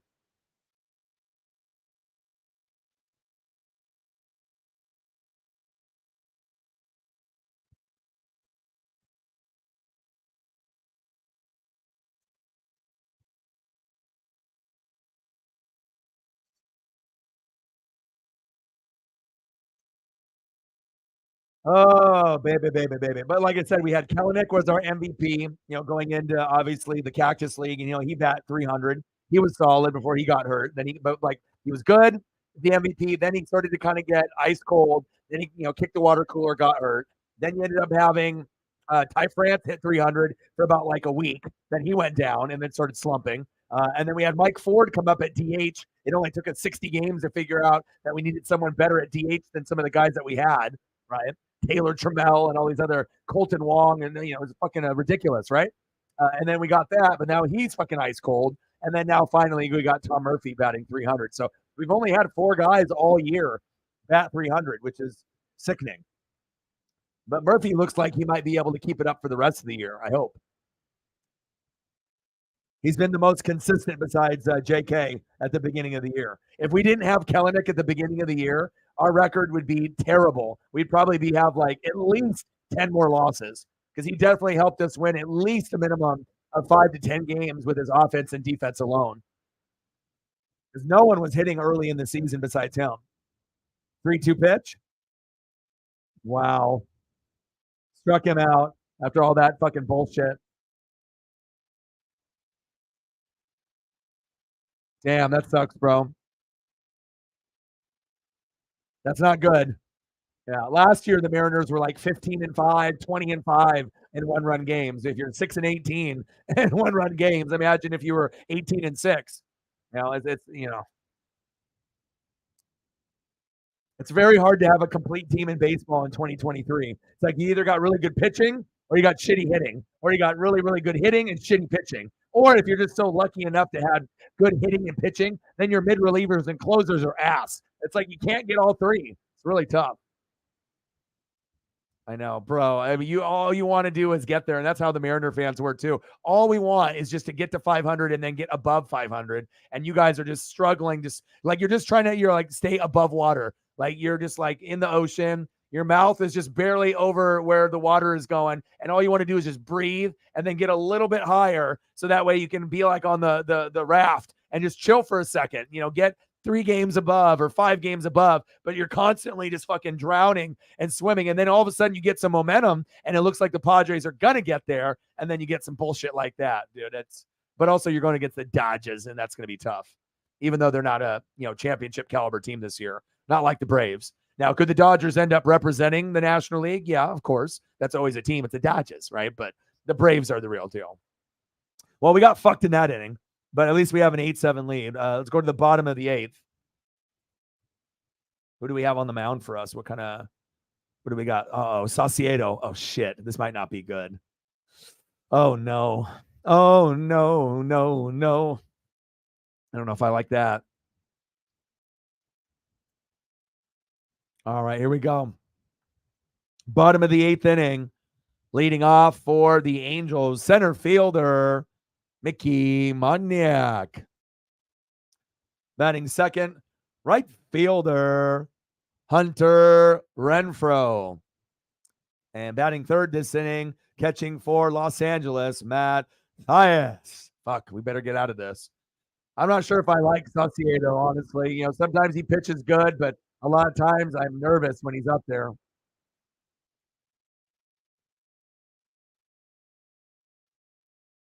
For real, you guys got him, dude.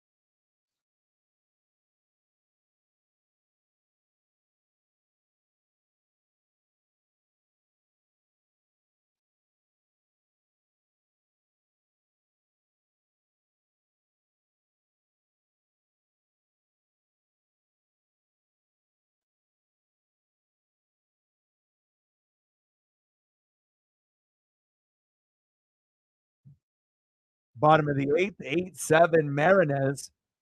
Saucedo, come on, baby. Going against Eduardo Escobar. 0-2 count. Let's go.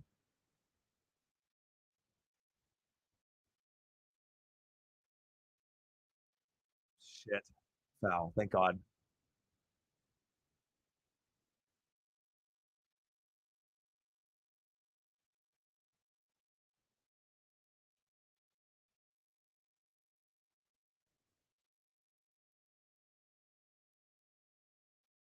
Got him. There we go. Saucedo with a K. Nice job. One away. I'll take it. Yeah, where's Gabe Spire at? Oh, he worked back-to-back days. Okay, that makes sense. Never worked 3 in a row, so they didn't want to try it. So that makes sense. But at least we have a one-run lead and we're not down because the mentality when you're up rather than when you're down is one thing. $15. Let's get to a hundo. Homelessness is real.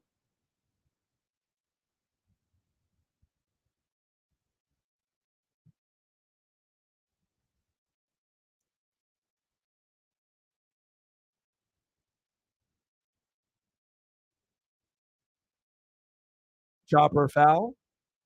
1-2 count.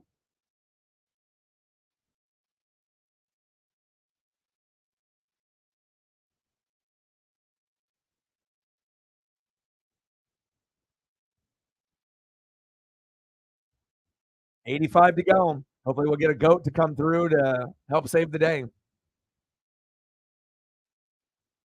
Hunter Renfro in the box. 2-2 count. But it feels like the momentum with the Mariners, that wasn't just necessarily that grand salami last night from Cade Marlowe. I feel like JP and Julio have been getting pretty hot within the last couple of weeks. So we're riding that Uncle Mo and that momentum. Pitches outside, 3-2 count.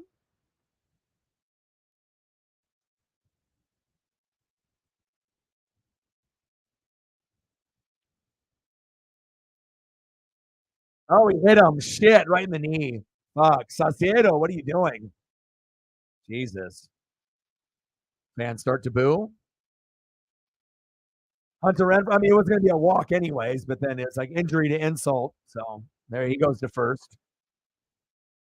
Next up, catcher Matt Dice.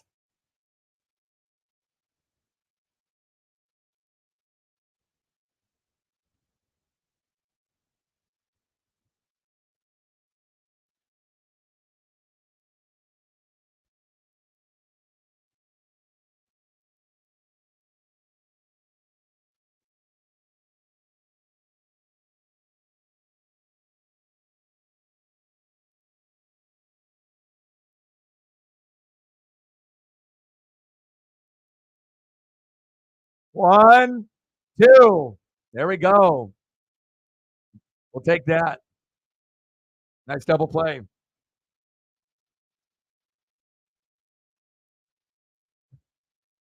Let's go. Nice double play there. We needed that. All right, end of the 8th. Let's go to the top of the 9th. Let's see what we got available here if we can get some insurance.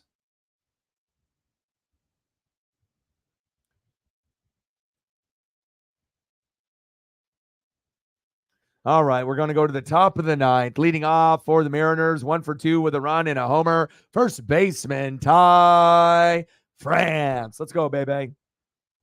Batting second, 0 for 4 with 2 Ks. DHing for Seattle, big dumper, Cal Raleigh.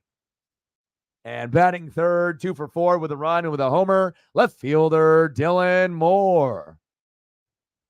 Let's go. 3 outs, baby. And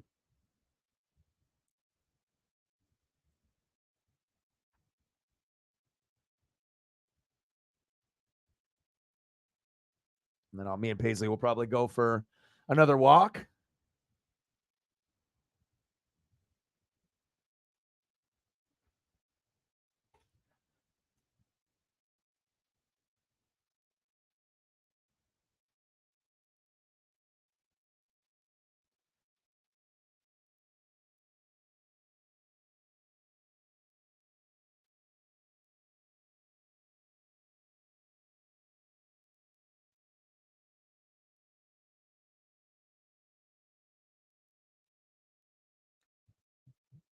All right, let's get this dub, baby.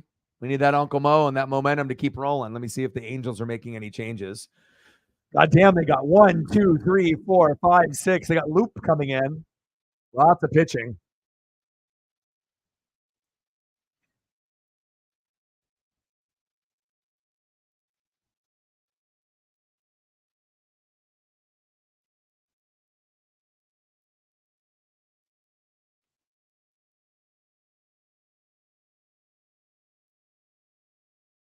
5 runs. Wow. And in the last 20, he's given up 1? Oh, no. But it is the Dodgers, and they're a good hitting team, so sometimes it's a little bit of who you match up against, you know? Anybody can beat anybody in baseball. I mean, hell, even the A's and the Royals sometimes get fucking lucky wins, you know what I mean? All right, let's go, baby.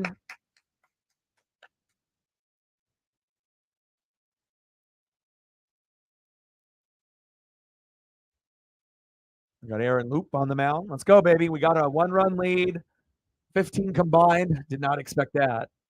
And hopefully Ty France can give us a little bit of insurance here. Let's go, Ty. Little chopper. 1 away. God damn it, Ty. 1 away.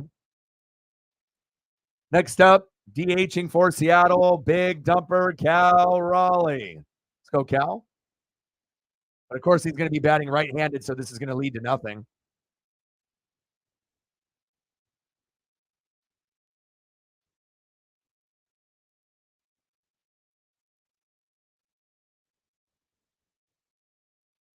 Pitch for a strike.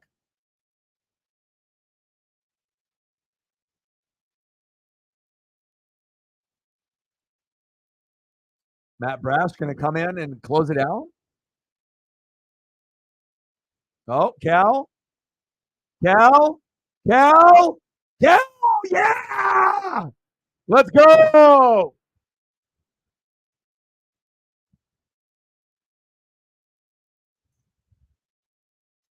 Yes.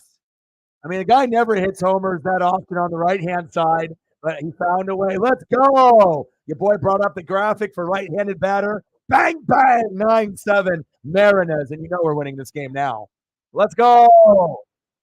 Give him the fucking trident, baby. Hell yeah. Good shit.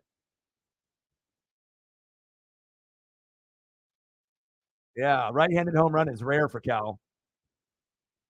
Unbelievable.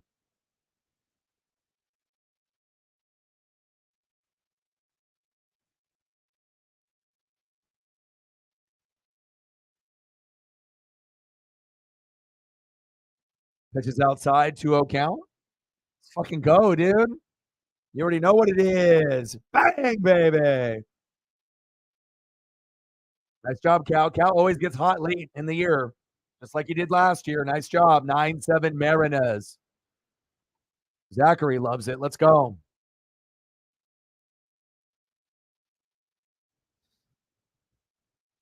Well, they're going to dance anywhere they win, regardless if it's with the Angels or anywhere else we win. You know, it's not ever really to be disrespectful. It's just our thing. You know, I don't think the Mariners are ever considered a disrespectful team. I actually think the Mariners are actually one of the classier teams in Major League Baseball. I don't think there's a lot of people that hate us. You know, I think we're pretty well respected. We know we're not World Series contenders by any means, but you know, at least we're relevant now after being irrelevant for like 20 years. And when you got a guy like Julio, I mean, obviously that's like one of the faces of baseball. So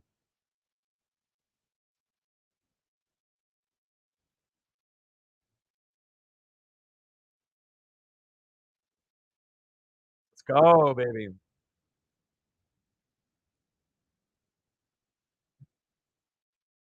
Dylan Moore with the walk. Nice job, Dylan. Let's go, baby. Nice job, Cal. Way to give us some extra run support. We need that. You never know what might happen at the end of the game. And I don't regret investing in a Cal Raleigh autograph rookie card last year after he hit a homer and got us into the playoffs. Marlowe? Oh, double play? No, just got one. Oh, safe? No way. 2 away. Yeah, I might have to review that.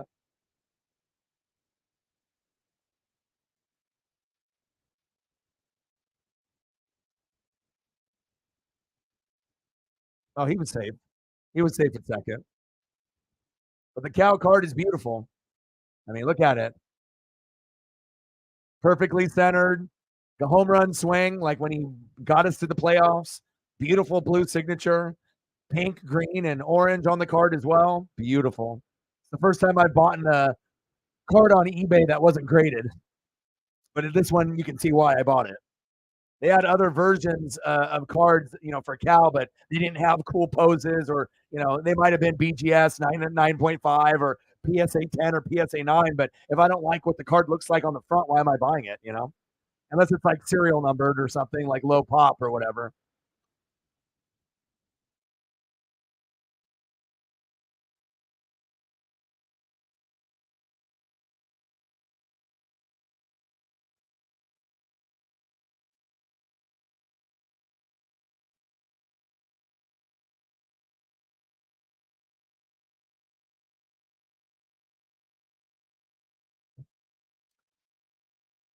What's up, Sour? Let's go, baby. Nice to see certain guys get hot at the end of the year, and Cal is always one of those guys. Go, runner is safe. Good.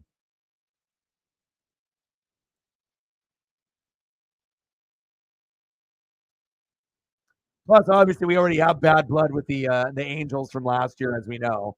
Yeah, you hit Winker, we beat the shit out of you, and then we went on like a 12 to 14 game win streak. So we haven't had any opportunity to beat the shit out of anyone this year. But obviously, if we ever get into another fight, who do you think the first one it would be? It would definitely be the Angels. We still will have some beef a little bit with the Astros, and once in a while with the A's, or the Rangers and whatnot. But I feel like the intensity goes up with the Angels, the Astros, the Yankees, and the Blue Jays. But we respect the Blue Jays. Yankee rivalry has been there for a long time with Griffey and even before him. But I think Astros and Angels are our favorite because we know that sometimes we're going to get beat, but we're definitely going to show that we're tough and we're going to hang around. JP, JP, all the way to the warning track. Okay, we added another run, and now they need two. We're going to the bottom of the ninth. Got Matt Brash coming in.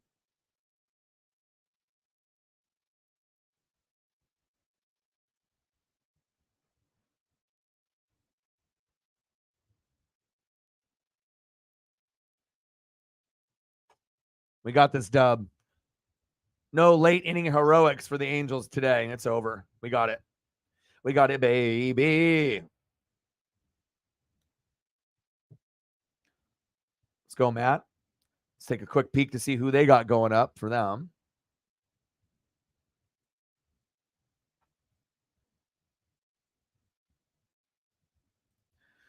All right, the newly acquired Randall Grichuk from the Colorado Rockies, 0 for 3 with a K, will be leading off in the ninth. And then batting second, 2 for 4 with 2 hits, an RBI, and a home run, shortstop Luis Rengifo. And if obviously they have a little bit of magic and you see home run number 41, batting third, DH Shohei Ohtani. 1 for 3 with a hit, a run, and a base on ball. I see you, Shohei. So hopefully we end up getting this dub, and it's Shohei doesn't get a 3-run homer and then we lose 10-9. So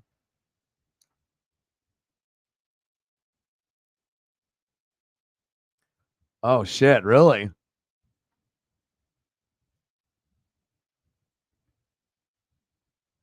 Really? Holy shit. Was he like drinking or like on drugs or something? Okay. If you got, yeah, like I said, if the weather is bad and you got to go, obviously I appreciate all the hard work that you do every day being the lead mod. And hopefully in the future we'll get, rewarded and appreciated the way that we deserve to be appreciated. So I'll be doing SummerSlam tomorrow. I'll be live around 4:30. I know you guys will be in there. And like I said, we'll grind it out and we'll have a great time watching SummerSlam there in Michigan, in Detroit, 4:30 tomorrow, Pacific time.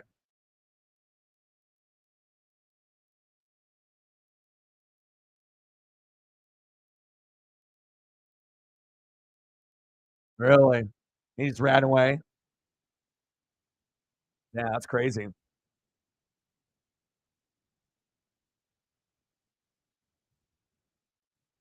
All right, let's go. Let's end this.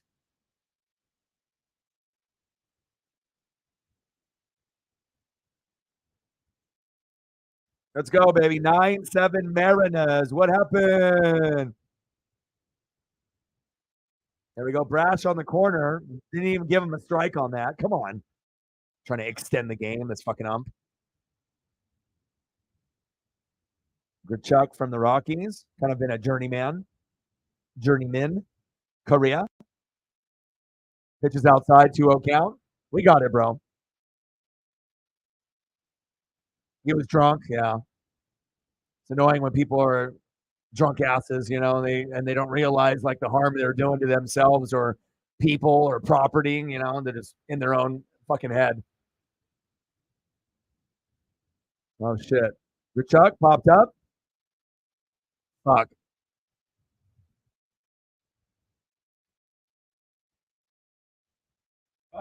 Shit. A little blooper. Fuck. Now, it would have been really nice to have Munoz here. And anytime we invert from the regular Seawald or Munoz, this type of shit happens. Like, Brash is cool, like in the 7th inning, but I don't think I like him pitching in the 9th. Fucking Brash. Come on, Matt. Fuck you doing? Next up, Luis Rengifo, who's very underrated. Maybe the most underrated player on the Angels. That's not like a Trout or an Ohtani.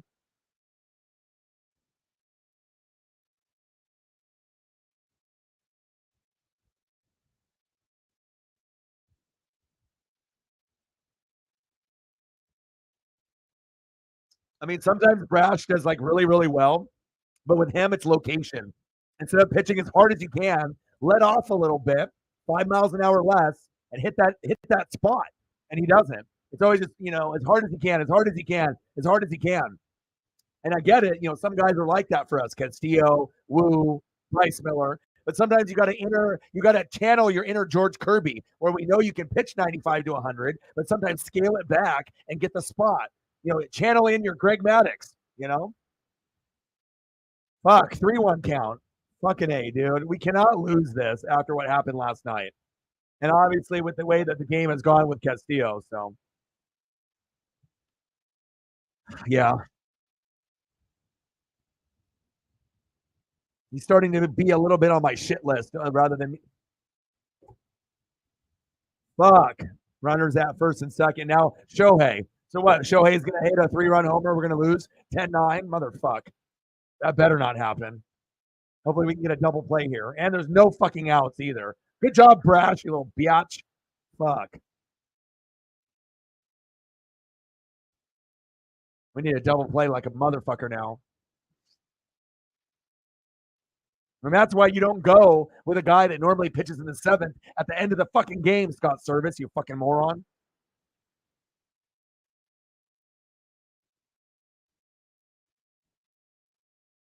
Shit, at this point, you'd probably be better off walking him. I mean, I know trying to go at him and hopefully getting a single or like a double play or just getting a force out, but at this point, this would be a tough decision, but I don't know. I probably would walk him here because, I mean, with one swing, the game's over.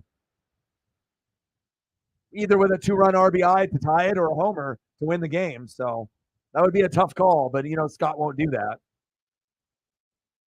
Big swing and a miss. We just got to hope the good Brash can get him out, and then we can keep going, but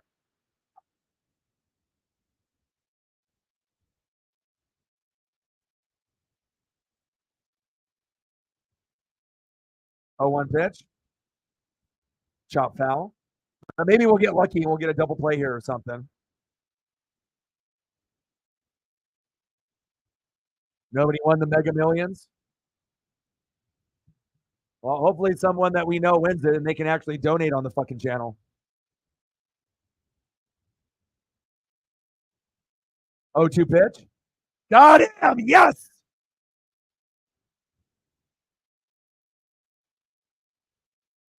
Fucking take that. Take that, Stephen Hong Lim. Bang, baby. Take that. Take that. Take that. Let's go. Not today, Stephen Hong Lim. Not today. Get him out of there. That was huge. We'll take that. Sit down. Not today, Ohtani. Next up, first baseman CJ Cron. All right, 1 away, and then hopefully we can just get a double play here and then end this fucking game. That's rare. Ohtani does not strike out often. and let alone against someone like Brash that fucked up twice. That could have definitely been a game winner. Take that, take that, take that. Don't come in here and say this boom Otani time shit in here. Fuck out of here. Marinez. All right. Come on, baby. Yeah, that would be sweet if he ends up being a Mariner. I'll take him. Pitch on the corner. There we go. Let's go. Crowd is on the edge of their seat, but in reality, the Angels can still win this. I've seen this scenario many, many times. You got someone that's not the normal closer in there, and there's just as good of a chance of them walking and then getting bases loaded and then end up winning the game rather than us actually getting the dub. But I just hope we can find a way where Brash can get lucky here and we can get out of this game. Runners at first and second, 1-1 pitch. Woo! Chasing, baby.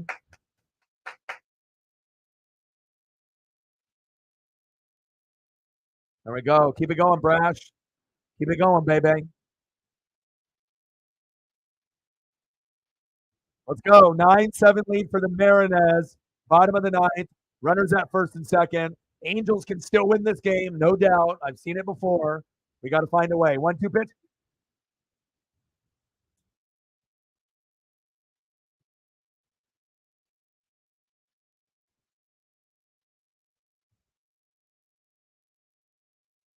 Take that, take that, take that. 2 away. That's big. Runners at first and second with no outs, and then we got that. Let's go. Take that. Take that. All right, one more. Got him. Oh, Moustakas, fuck. This guy has been connecting, so they can win the game with him. Popped up. Here we go. Here we go.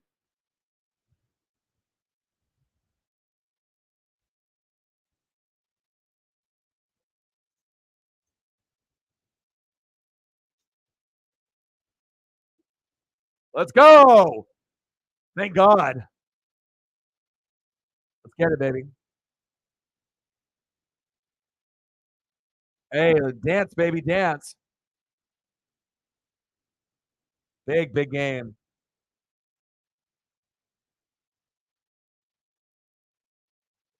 It's like you always want to make sure you're keeping it 100. You don't want to get cocky and just think that you're going to win no matter what the scenario. You already know the Angels could have come back right there. But guess what? They did it today. Mariners win. Mariners win. Mariners win. Fucking let's dance, baby. And we need to get to a point where we can actually get into the wild card. Final score, Mariners 9, Angels 7. Let's fucking go. Good shit. Well, I appreciate everyone that came in, commented, liked, shared, donated.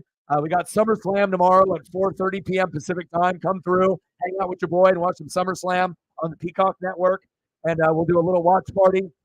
And then the following day, we'll end up doing the Mariners and Angels on Sunday around 1 o'clock.